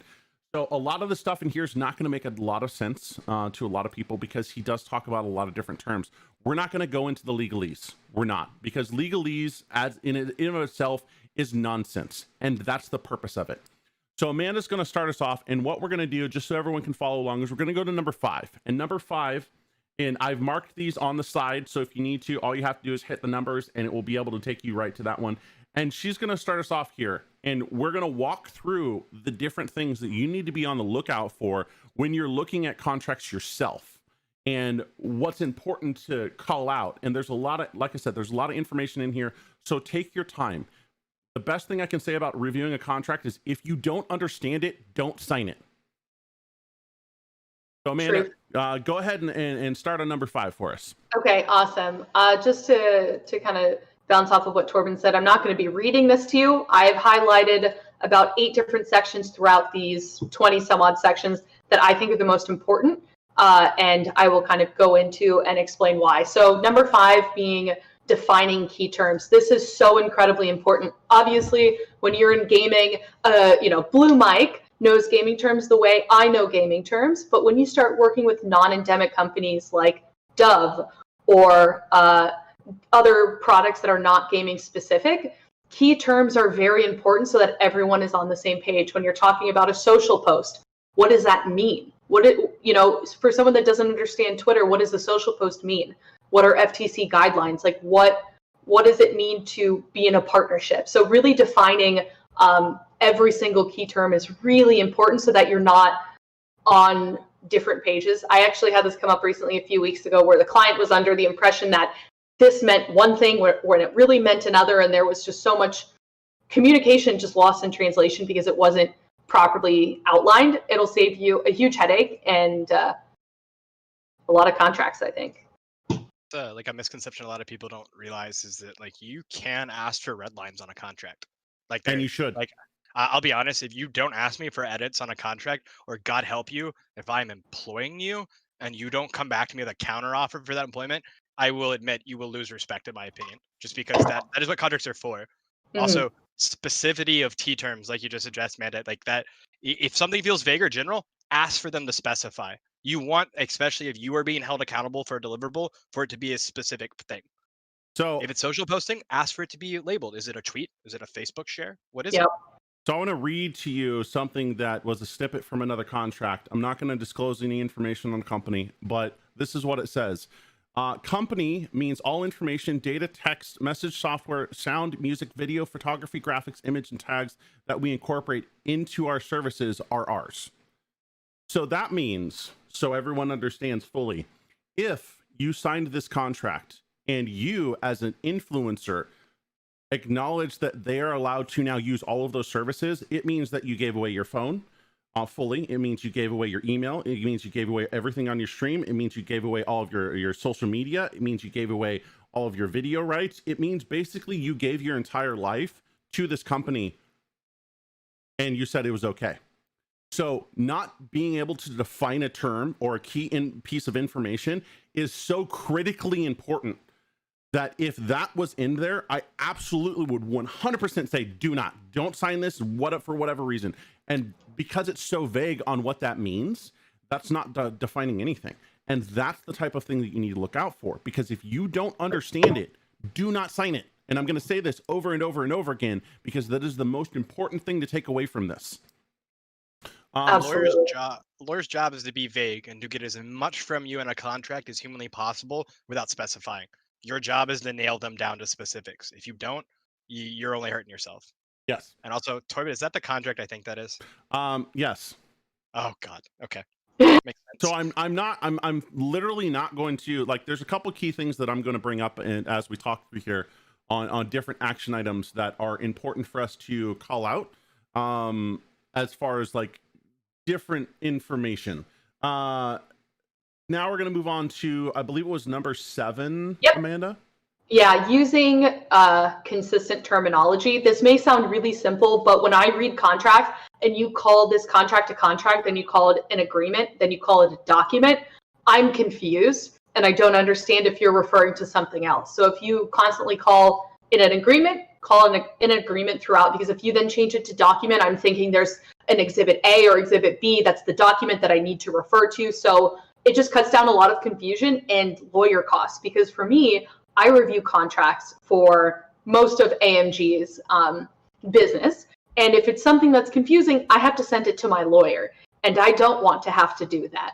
So you're going to save me and my company a lot of time and money if you keep things consistent.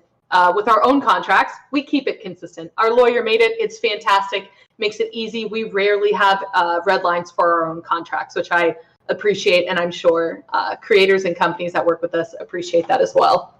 So keep in mind too, guys, sponsorship agreement, partnership agreement, sponsor deal, like each one of these terms do have different meanings legally. Yeah. So make sure you are signing the right type of document as well.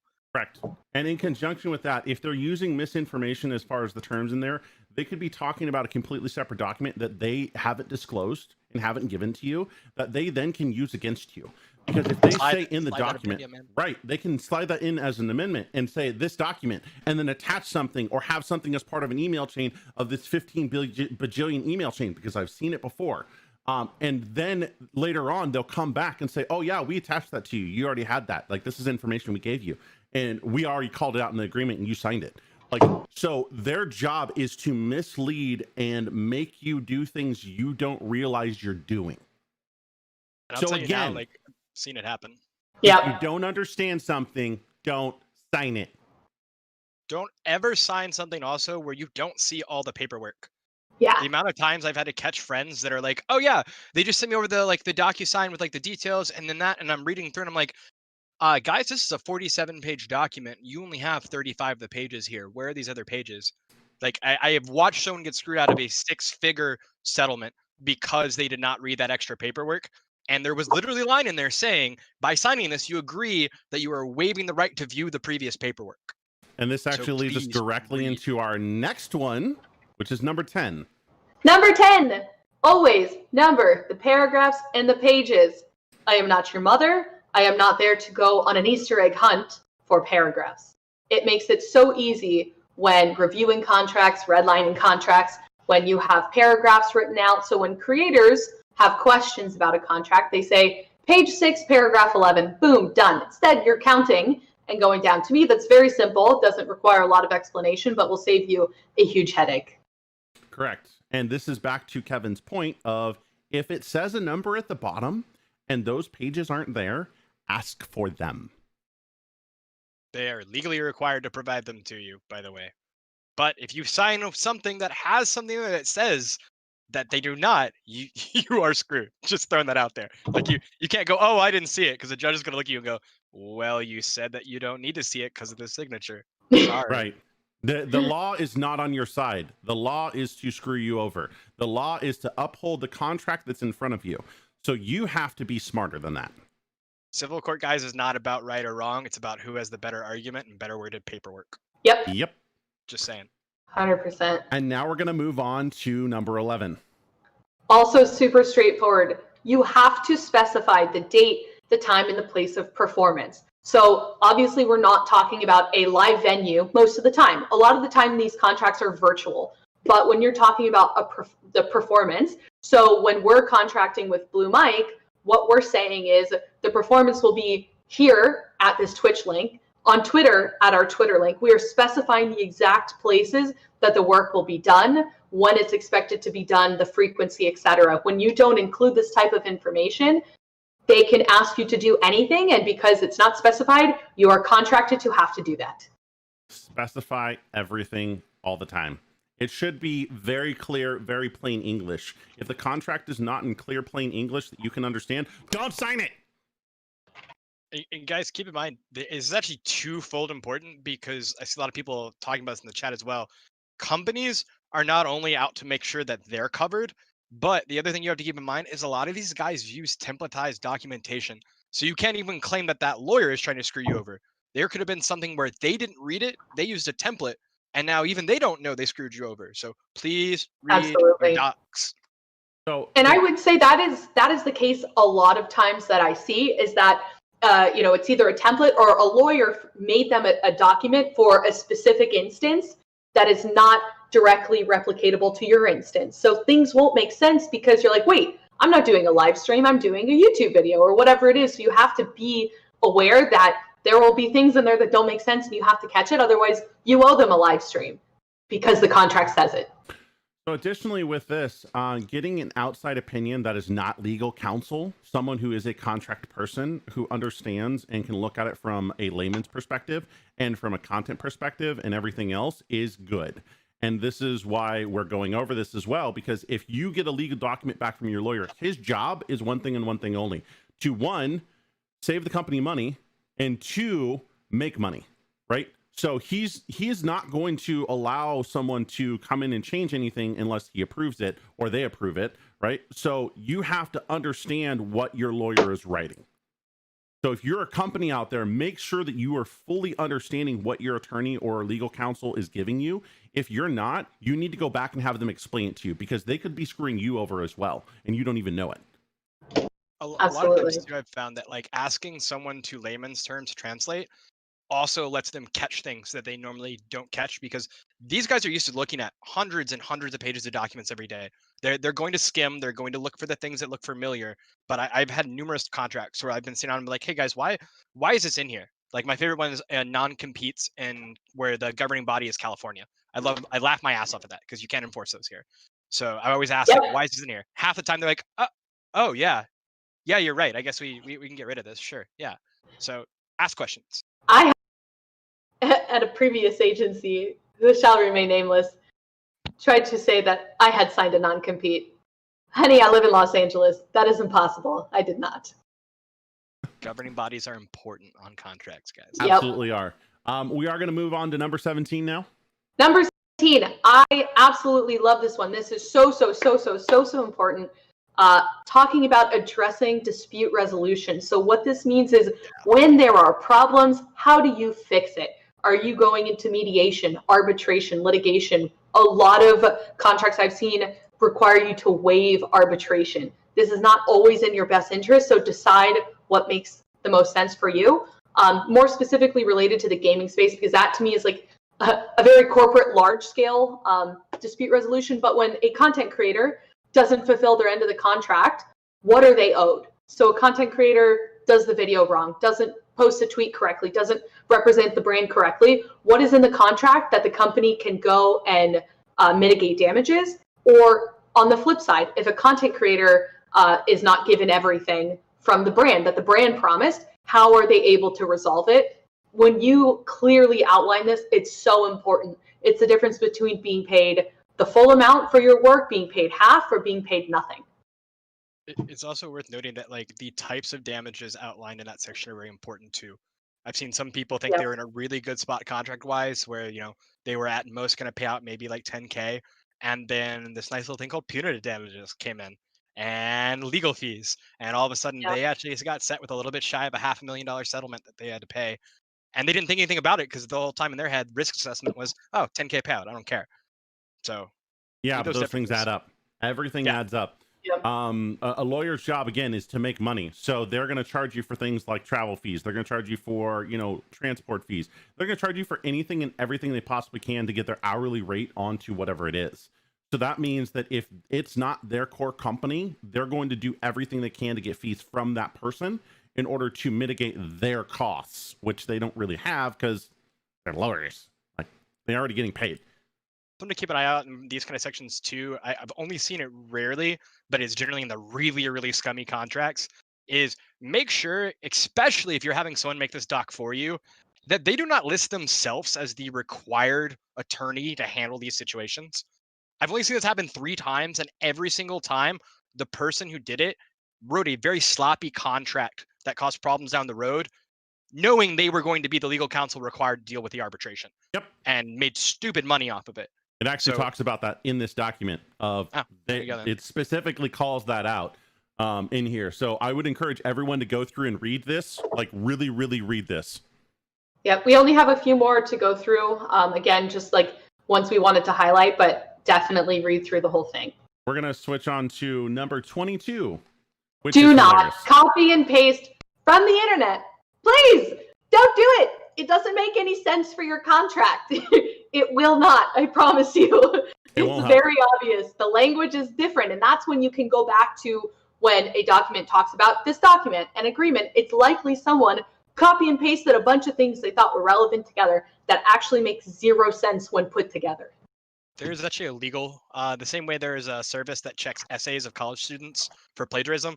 There's a legal service that is a free small business service. I think it's like based out of New York or something, but they have a website. You can actually upload your documents. Keep in mind, you do waive privacy on those documents. So do not do this for any documents you already have an NDA covering. But you can actually look up and see if this is like a template ripped off online and from where. Yes. It's very important that you understand having a format is fine. That there's nothing wrong with getting a format of a contract that you're going to work off of, but you need to specify that contract for your company. And if you're an influencer, you absolutely need to make sure that you're not getting like some random contract from someone else, because that could also lead into a lot of other legal problems as well. Because if they ripped that off of another company, that company could come after you and them. So that is confidential information. Keep that these things in mind when we're going through. We're now going to move on to number 24, which I absolutely personally emphatically hate when I see this. Do not be redundant. Do not say the same thing 5 times over in a slightly different way every time. It does not make your point any clearer, and it's only confusing and makes you sound kind of dumb. It's just there's no reason for it. Again, I'm going to come back to this point because I'm going to keep on saying this over and over, everyone. If you don't understand the contract or something doesn't make sense, don't sign it. But Torben, only half of it's in Russian. A little bit's in Chinese. Then don't sign that half. Don't sign that half. I'm sorry, I've only signed pages 1 through 6. I left out the signature page too, so I just scribbled in the top corner. Deal with it. So you have full rights at any given time if you're signing a document to say, this entire page right here, I don't agree with and I'm not signing. Like, that is something you have full rights to do and negotiation power. If for whatever reason you don't feel confident in a section, you can request it be removed and or modified to fit whatever your needs are. You do not have to sign anything. You are not obligated whatsoever under any circumstances to sign anything you don't feel confident in. So that's why I say, don't sign it. All right. The massive amount of yeah.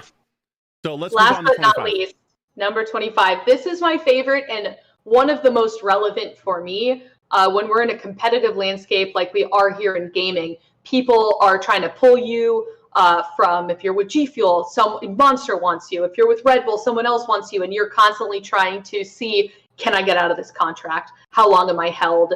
And the biggest thing here and what number 24 covers is 25 is what constitutes effective notice. Are you able to get out of a contract in 2 days, 7 days, 30 days? Never? What does the contract say? And how are you able to get out of it? And I say that because you have to give effective notice. So, and how you breach contract should also be something you look out for too. Absolutely. Formal notice. A lot of people don't realize if you say you are mailing them a hard copy and that is how you have to notify them, you can be sitting in court and a judge will look at you and go, so have you mailed them a letter yet? No? Okay, cool. You lose your suit. Leave. Go. Yeah. Yep. I've seen it happen. It's very awkward. I'm going to read another snippet from a contract. It says, the survival of the following sections shall survive the expiration or termination of this agreement. Revenue shares and payments, property rights, confidential effects, termination and expiration, indemnification, disclaimer, limitation of liability, non-solicitation, and general. So sorry, I just threw up a little bit there. Sorry. That's a ton of legalese. That is a ton of legalese. For everyone else who doesn't understand that, here's what that means. This contract, even after it's terminated, lives on forever. Essentially. They own you indefinitely. So again, this is another example of why clear, concise information is important. And that clause right there literally made me rage quit. I went outside and punched a wall after I saw this because I was so incredibly pissed because of what happened around this. And I'm very much a big advocate of understanding what a contract is and why it's important to be able to push back and say, no, this is not okay. Because sometimes companies out there do not have your best interest in mind. Not all of them. Like, some of them are amazing. But also, as it was brought up in chat, the CM or the influencer manager may be the most amazing person in general, but they don't have control of the contract that is sent to you. That is from the legal team. They cannot dictate what is given to you. They can only give it to you. So they may be awesome, but they can't do anything about it. So you have to take that relationship and personal relationship and take it out of the equation and look at this from a business standpoint, because it's very important that you don't use feelings when you're reviewing a contract, because lawyers don't give a fuck about you. Zero fucks to be given. You guys should also note the thing that's most terrifying about the example of Thorben brought up is the fact that it lives outside either the termination of the contract, which is insane, or the termination of the company, means that as long as they do not file bankruptcy or something that allows them where they have to give up legal claims to something, they could be literally operating on a dead level. Someone comes in and pays the guy $5 and he now owns your rights. He can go backwards. He can strike down your YouTube content. He can sue you for using your image and likeness without his permission or her permission. Like that is a terrifying thing. So this is the last point we're going to have here on this, and then we're going to move on to the actual live contract. And this is, in this, lawyers are taught to use legalese as much as possible. And what is legalese? It's Latin. Does anyone understand Latin? I sure as hell don't. Most people don't. Kevin, put your hand down. Shut up, Kevin. One language, all right? One language is all I got in high school, and I took Latin because German was full, all right? And I learned it at home. Most people, the common person, does not understand Latin. And legalese is literally to misdirect you so that they can use terms and information that will mislead you into thinking it's something else. Like aforementioned. What the fuck does that mean? Does anyone know what aforementioned means? Just shut up, Kevin. Don't even say anything. No, stop. Most people don't know what aforementioned mean. Most people don't know what internum means. Most people don't know what a lot of these terms mean. And if you sign these contracts, you are then giving away your rights. You are literally giving that free will that you have and saying, fuck it, don't need it, and giving it to the company, because that is effectively what legalese does for them. They can basically use those terms to their advantage and as loopholes to screw you over in court. And they will if they ever comes to legal action. Now, another thing to note is that there are ways to get out of contracts that have grandfather clauses. There are ways to get out of contracts that are, expire after a year. There are ways to do these things, but you have to do your due diligence and understand what it is you are doing and signing. And this is, again, why we're doing this, because we want to educate everyone. We want them to see what we're looking at and why. And if you have questions, please ask now before we move on. Because once we move on, we're going to move on to this contract and we're going to talk about it. And like I said, both Kevin, me, and Amanda both heavily looked at this and reviewed a lot of the information on here. And I'm going to bring up some stuff that was even brought up to Kevin about information that we pointed out that were good and bad and how to protect a lot of different people. Yes, this will be on YouTube. This will be a video on YouTube that you can go back and review later on and listen to what we're actually saying and see a lot of the stuff. This document's also going to be posted on YouTube along with it. So anyone at any given time can come in here and search it, because we want you guys to be educated about what you're doing. If you're educated, it means that you won't get screwed over. If you don't get screwed over, it means that you'll stay in the content creation game longer, which means that you'll eventually become a better content creator as a whole. And just one thing to add before we jump into the contract we will be reviewing, we also have a super cool, fun announcement afterwards. So, yeah. Stay around. Stay around. All right. So, warn people about this doc, though. This doc was made by 3 people that are not lawyers. So, the reason why I bring this up, not only because the 2 people above me right now are amazing people that I come to when I need to work through contract things because of their experience, but also this will be easier to understand intentionally than most contracts. So do not expect this when you go and talk to a Twitch or a YouTube or something like that. The whole idea is this is supposed to be an easier contract. Yes. So if you think what you're about to see is complicated, you should talk to people like the ones above me next time you're reviewing a more complicated contract. Complicated contracts do not help anyone. Anything that's over 10 pages is probably going to screw you over. Or a lease agreement. No, well, sign your life away with that. All right, so What is happening? That lead and mold check here in LA. here man. is what we're doing. This is called our wonderful friends over at Shot Call have graciously allowed us to review their sponsorship agreement. And what this is basically we're going to go through and look at all of the information here. Now, this is not a public document I'm going to send out. This is just something you're going to have to review on stream with us, just so you can see it, because this is public, but it's not public. We are sharing this only because we're being allowed to share this. We specifically asked to share this because of how the document is written and what it is. So we're going to go through a lot of this. Could you give us like a 2-sentence elevator pitch on what Shot Call is, just so our audience is aware of what this lovely platform is? Sure. I'm going to apologize in advance to Tom, my CEO, because he's going to hate me for not using all the buzzwords that we like to normally use. The TLDR is, and as a lot of folks even in the chat can attest to, because I do see some of our partners in here, Shot Call is a service platform. The idea is that we want to be a turnkey solution for every streamer, every company, every org. The same way you guys know when you go live, you need to tweet out that you're going live. That is the level of universal use that we want to see out of our platform. Our service allows you to play games with your fans, give your fans coaching lessons. You can charge people for these amounts if you want to. You can take that money and put it towards donations to some of the nonprofits that are on our site. There's a lot of really useful engagement, which is the whole purpose of this platform that comes out of it. And actually, as of yesterday, we even had feedback from Bowling Otter, which is one of our larger partners, that he has actually seen, I believe it was a little bit shy of a 10% increase in his CCV in the last month that he's been using the platform. So the idea is to help improve revenue options for you guys, as well as to give you a chance to, in a more organized way, engage with your fans. So Shot Call is an awesome platform. You should absolutely check it out. The link is in chat if you guys want to take a look at it. We are active on that as well. So back to the contract. So I do want to throw one thing out there real quick, just because I hate hearing other people use this term, so I'm going to use it myself so everyone can kick me afterwards. This is a platform for gamers, created by gamers, both content creators and fans. And I hate hearing that phrase, but I will literally say it is applicable to our company because all of us and the entire staff has worked in influencer management, marketing for gaming, or brand representation in gaming. All the users that are on our site are obviously fans or gamers. The last 3 big product pushes we did based off of community feedback. So the idea is we don't want to make things that we think you want. We want to make things that you're going to actually use, which was literally a question in our last partner survey. So here we go, fam.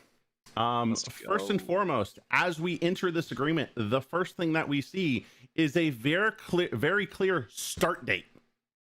So right off the bat, they're defining what the start date is. They're defining who the company is. They're defining who the person is and what a creator is as far as the information provided to you in the beginning of the document. This is very important because it allows you to know what is being referred to in the rest of the document. So as you scroll through this and you see the rest of the information that's in here, when you see those terms, person or company, you will know that these terms are being mean. And they start with this. So that's very important because it's being very clear on what these terms mean. So if there is any redundancy or anything else, we can see that immediately.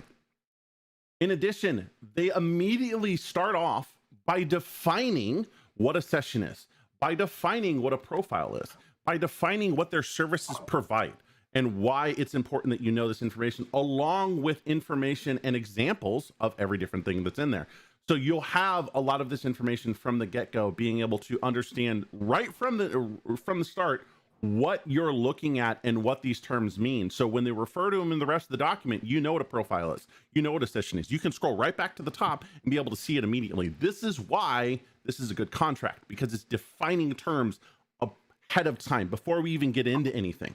So that's part of having a good contract in general.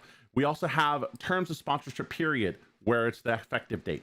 We have the compensation. We have exactly what you're going to get paid, how you're going to get paid, what the percentage is going to be. They're going to define this information up front. They're going to define the terms of the sponsorship period. That's how long the contract's for, right? This is how much you're being paid for. This is how long the contract's going to work for. Like if it's 6 months, cool. If it's 7 months, cool. It's whatever that effective date is, and they're defining that. After that, the contract is terminated, and it says so right there in the line. It says after this date, it effectively terminates.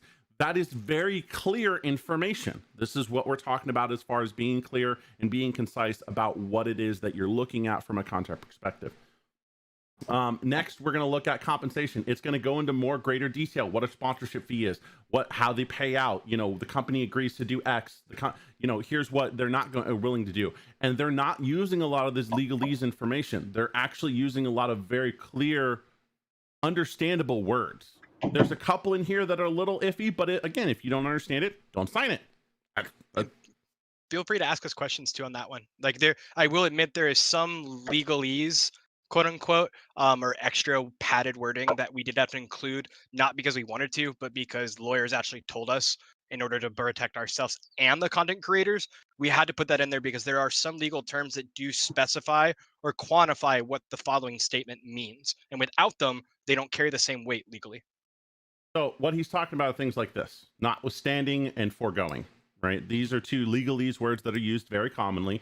They're not bad words. You just need to understand exactly what this phrase means, right? So we're not going to go into every single detail of this contract. We're not going to talk about every little, portion of it and all the different legalese that is in here. There is reasons for why some stuff needs to be in here just so that it can actually cover various different topics. So it is important to understand that there are times for it and there are times not to use it. If it's being overused, like if this entire sentence right here was nothing but legalese, I'd be like, don't sign this, right? It's until they can clear that up and make it a more understandable sentence, I'm just gonna be like, no.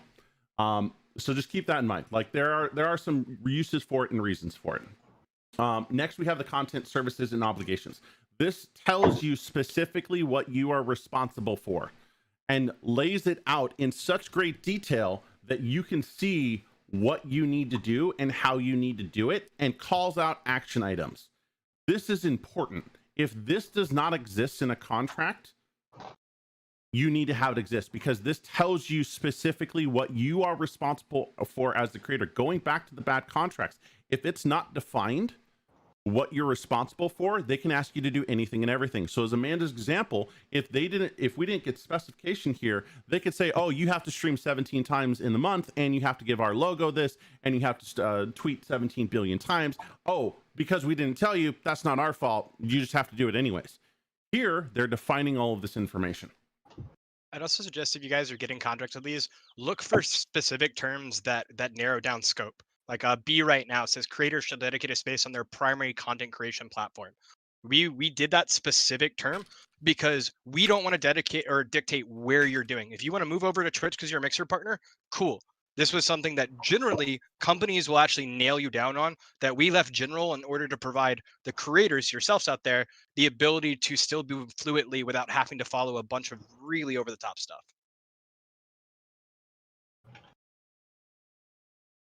Okay. So our next part. So again, this is defining more information. This is defining what it is, specific actions that you need to do. So exclusivity. This is my favorite one personally, and one that I work with so much. So when you work with a company, most companies will ask you to be exclusive to their brand, their product, their service. So obviously with Shot Call, they're asking you to only use them as that type of brand and service. I know there aren't that many other platforms like it, but imagine a space where we're talking about energy drinks, for example. If you are sponsored with G Fuel, you cannot be seen using other products like Monster, Red Bull, Bang energy drinks. This is a huge no-no. So when you're looking at exclusivity, they very clearly outline this here on what are non-conflicting companies, meaning you can have an OnlyFans account because, get it, girl, you can have a Patreon, you can be part of these other platforms and services and applications. So they're explaining, these are the 4 applicable markets. These are examples that are not part of that. So, fun fact, when we first started reviewing this, I looked at that and the examples weren't there.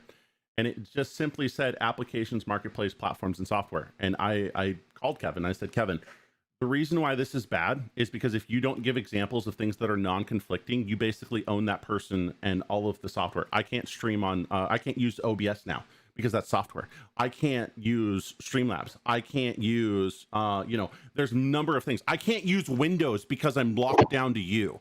And that's why defining terms is very, very important.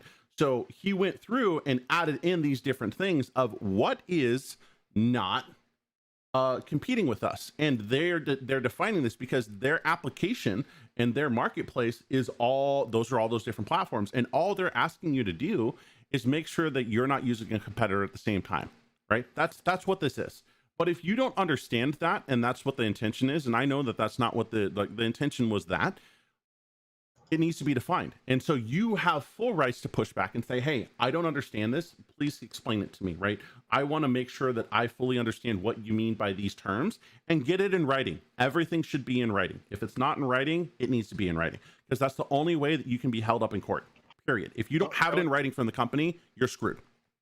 Don't ever fall into that, oh, let's hop on a call and discuss trap. If you're going over documentation, legally binding documentation, do not get on a call, for the love of God. Amanda's going to kill me because I know agents love getting on calls. It is immediately easier. But if you are trying to get clarification on a point or validation, you have to see it in the writing. That's why we did it. If you look at ours, for example, like we don't just tell you the verticals that we're claiming. We then lay out in those verticals specifically the very, very specific context of what we're doing. And then as Torben suggested, we even put in the examples because we want people to feel comfortable. That's not something a lot of companies do. You can ask for that. If when you guys hit me up and said, hey, I want to make sure this doesn't violate my agreement, and you ask me about it, I go, cool, let me add that into your contract real quick. I'll send you an updated version. Please re-sign it, send it back to me, and we'll go from there. I love it. Just switch over to, because, things make me switch things, and wow, I feel... What? Buttons. Don't mind What? me. I'm very hot. My room is very hot. I feel weird. Torben, you are so hot and so weird. Wow. I can agree with both. Just stop. I need to segment. I need a tangent real fast. Okay, you do that. It was really humbling for me. So I was setting up my audio like a week ago, and I'm like around my desk. I'm going around, I'm going under, and I pop up and I'm on camera, and Torben's like helping me, and he's like, Amanda, you look really hot. And I was like, Torben, I didn't realize we were going to speak to each other like this. And he meant that I looked sweaty, that I looked like I was sweating. It's true. I absolutely did that. And I didn't tell you that, Torben. Yeah. I'm just admitting this right this very moment. But I literally thought you were like, wow, you look really nice today. And I was like, oh, thanks. Then I looked at myself and I'm like, oh, I just look sweaty. That's cool. That's all right. Yeah. I definitely confirm via chat that Captain Quinch does look like he could be your younger brother, Torben. I actually FaceTimed with him for the first time yesterday, so I can confirm this. So I'm going to go off tangent here just for a second, and then we'll get back onto this. So the first time I met Captain was in Montreal, and I recognized him, and I screamed at him from across the way, and I was like, Steve! He's like, ah! Looked at me, he was freaked out, and I was like, dude, what's up? He's like, wait, are you Torben? I was like, yeah. Oh, it was Vancouver. Sorry, it was Vancouver. And he's like, oh, I'm Torben. I was like, who are you? And he's like, I'm Steve. And I was like, I know. This is how we met. We had talked previously a ton of times as far as like on the phone and everything, but we'd never physically met. And it was just the most adorable thing because I went up and gave him a big hug. Okay, amazing. Back to it. And that's why I love him. He's awesome. If you don't know him, go follow him. Use of marks. So this is how the company can use their logo, how you can use their logo. So it's defining these different terms in here as far as how a creator can actually be effective. So the reason why this is important is if you use a logo on stream, if you use a logo on Twitter, if you use a logo anywhere and it's not defined in a contract when you're using it, that company could sue you because you are using their logo without their permission. So you need to make sure that this is in here and you can actually it's articulated on how it can be used. So product placement, what it can and can't do, like all of this stuff is very important because if you don't have this information ahead of time and you do something like say some racist thing on and you're using their logo, not only will you get your contract canceled, but you'll get sued flat out, because you're using their logo in conjunction with what you're saying, and that it can come and reflect back onto a content creator or whoever it is. So just be careful and make sure that you have the use of marks in here. And that's what use of marks means, is that it's talking about logo and what you can and can't do and how you can use it. And then also it's talking about the use and likenesses that they can use on your behalf. So they can use your logos and marks. So marks is referring to your content and their content. So, and if you have information, and if you need to have more information on, you know, like, or you have questions about how to use a mark, right here is a clause that says if you have any questions or concerns, here's who you can email. So it's saying, giving you a direct escalation path on if you have questions or how to actually adjust or massage something so it best represents you, or it doesn't fit with your brand. You can go in and actively have that conversation, and it's calling that out in the document here, which again is very important.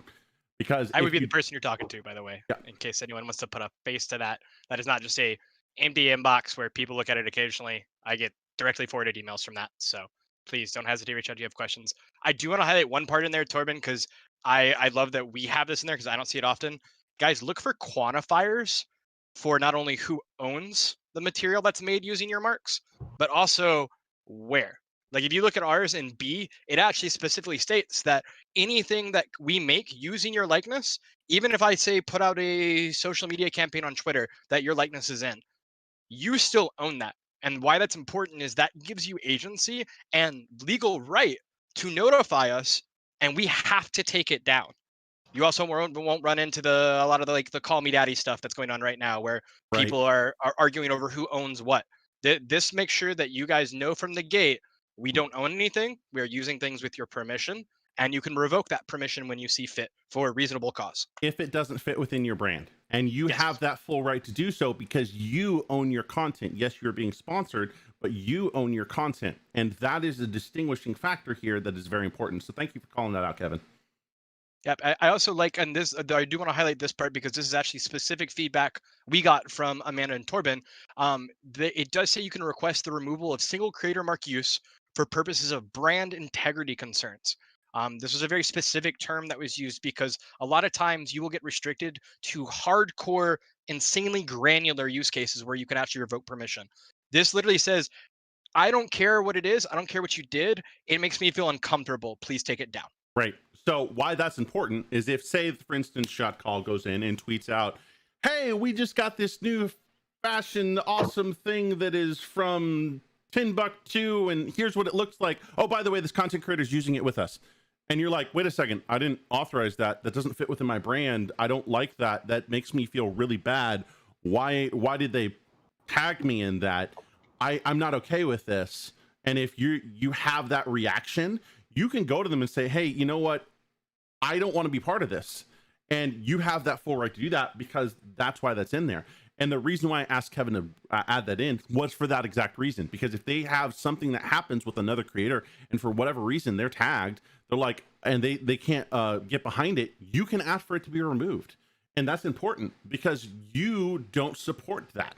And you can still support the company, but not support the information being provided. Also learned, Torben, that the single creator mark use is actually even more powerful of a term than I originally knew, because there are actual legal precedent for if you say you wanted to make a takedown that was part of a global campaign, for example, that's a multi-week thing, they can actually refuse that based off of damages that would allot from that activation. But if it is a single creator mark, as long as you list out individually each use, and as it says in the document, the location, that actually gets around a lot of those rules and laws, because at that point you're not looking to ruin a campaign or take someone down. You have instances of single point of contact you're asking for removal. Yep. So all of this has legal ramifications, and all of this is important, and you should understand. So if you don't understand what creator mark means, ask. If you don't understand what marks mean, ask. Like that, there's nothing wrong with asking clarifying information. And as Kevin said, don't ask over a call. Ask over email. Always and forever, whenever communicating about contracts, anything that has to do with a contract should be in written documentation. If you are not doing that, you're doing a disservice to yourself. You need to have documentation behind everything. Also, if you guys see E, That is one I will tell everyone on that is watching right now. If you need to message me specifically to copy and paste that paragraph so that it is in your agreement, message me. I will anytime, day or night, send that over, because that is something, as someone that cares about creators and knows the backlash creators can get hit with, you need to see that in your documents. Yep. That Every is single very time. important. So this is the reason why that's important, is it's saying this is your content, right? That's ultimately what this is. And so they can't take that content and use it without talking to you about it. And a lot of agents or people I've worked with in the past will tell you that. But if you go and read the agreements, half the time that's not actually there, or the other half the time there's actually language that says the opposite. So look out for those paragraphs. Okay, so we're going to move on. Grants and rights of the company. This basically is just quantifying what it is a company mark is, right? Defining that, and again, defining terms and defining information about this. It's also going to define, you know, what you can and can't do with that marks. This is more in depth with it. So it goes in good detail, and that's actually very important. It also defines what a partnership is, as far as like the company on behalf of itself and affiliates representation, and warrants that, you know, owns the and holds applicable license and other possible legal enforcement rights. So it's dictating specifically what the terms of the marks are, how it can be used, and all that. So again, going into greater detail, having this information in here is good. If you don't understand it, I'd ask. Identification. C real quick. What's that? Do you mind looking at C real quick? Yeah. Just because I think that's an important one for folks to know. Oh, yeah. This is also in there. So if you're underage, this is also very important too. The big reason the way that's been important lately is our good friends over at Voodoo Ranger in New Belgium have been getting into the space, and also vaping has been allowed on a lot of streams. So look for language like that, because while a lot of people don't enforce it, it can bite you in the ass, or it can prompt conversations like with New Belgium and Voodoo Ranger, for example. They're actually people that when we are making these contracts for folks, if they are partnered, we will actually edit this to have a little bit of extra language that basically says that while you acknowledge that you might have people under the age of 21 that watch your stream or interact with the stream, you're allowed to promote it as long as you are not directly pushing it on those people. So look for language like that, because it is important, especially I know a lot of people vape and drink on streams now. So where is, I'm looking for a specific clause that we talked about earlier, Kevin. I think that is up in, is that in the company one? I know which one you're talking about, and Yeah. that's why I'm looking. Give me 1 sec. I'm pulling up my version of the doc. So there's a specific clause I want to point out, and this was I asked Kevin to add this in, not because it was protecting the creators, but it's protecting everyone. It is. It is in the termination section. Is it below? Yeah, it's 8 3. There it is. Okay, yeah. So 4. So here's something important to note. So companies that don't have a termination agreement and information around termination and what you can do to terminate the contract, if it doesn't have specific guidelines around this on what you need to do, like written notice, you know, email this or do that, you need to make sure that it does. Also, on the flip side of that, you also need to make sure that so that the company is upstanding and going to benefit you from an influencer standpoint.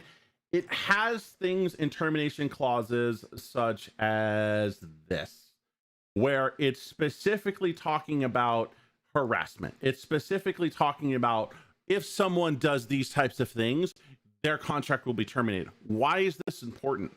Because if you have some racist asshole who's on Twitter and says a bunch of racist stuff, the company that they're representing, aka Shot Call, can go in and terminate their contract. How is that important? You're no longer tied to them because now they've terminated that contract. So if someone comes and says, "Oh, you're part of that shit piece of company, Shot Call," no. I am part of it, yes, but they terminated that contract because that guy's a piece of whatever, right? So that's why these types of terms are protecting the company, but they're also protecting you. So looking out for things like this that have these types of information in here. And I specifically asked Kevin to add this in because harassment's a huge problem. And there needs to be a clause where they can go in and say, hey, if you do this, this is what's going to happen.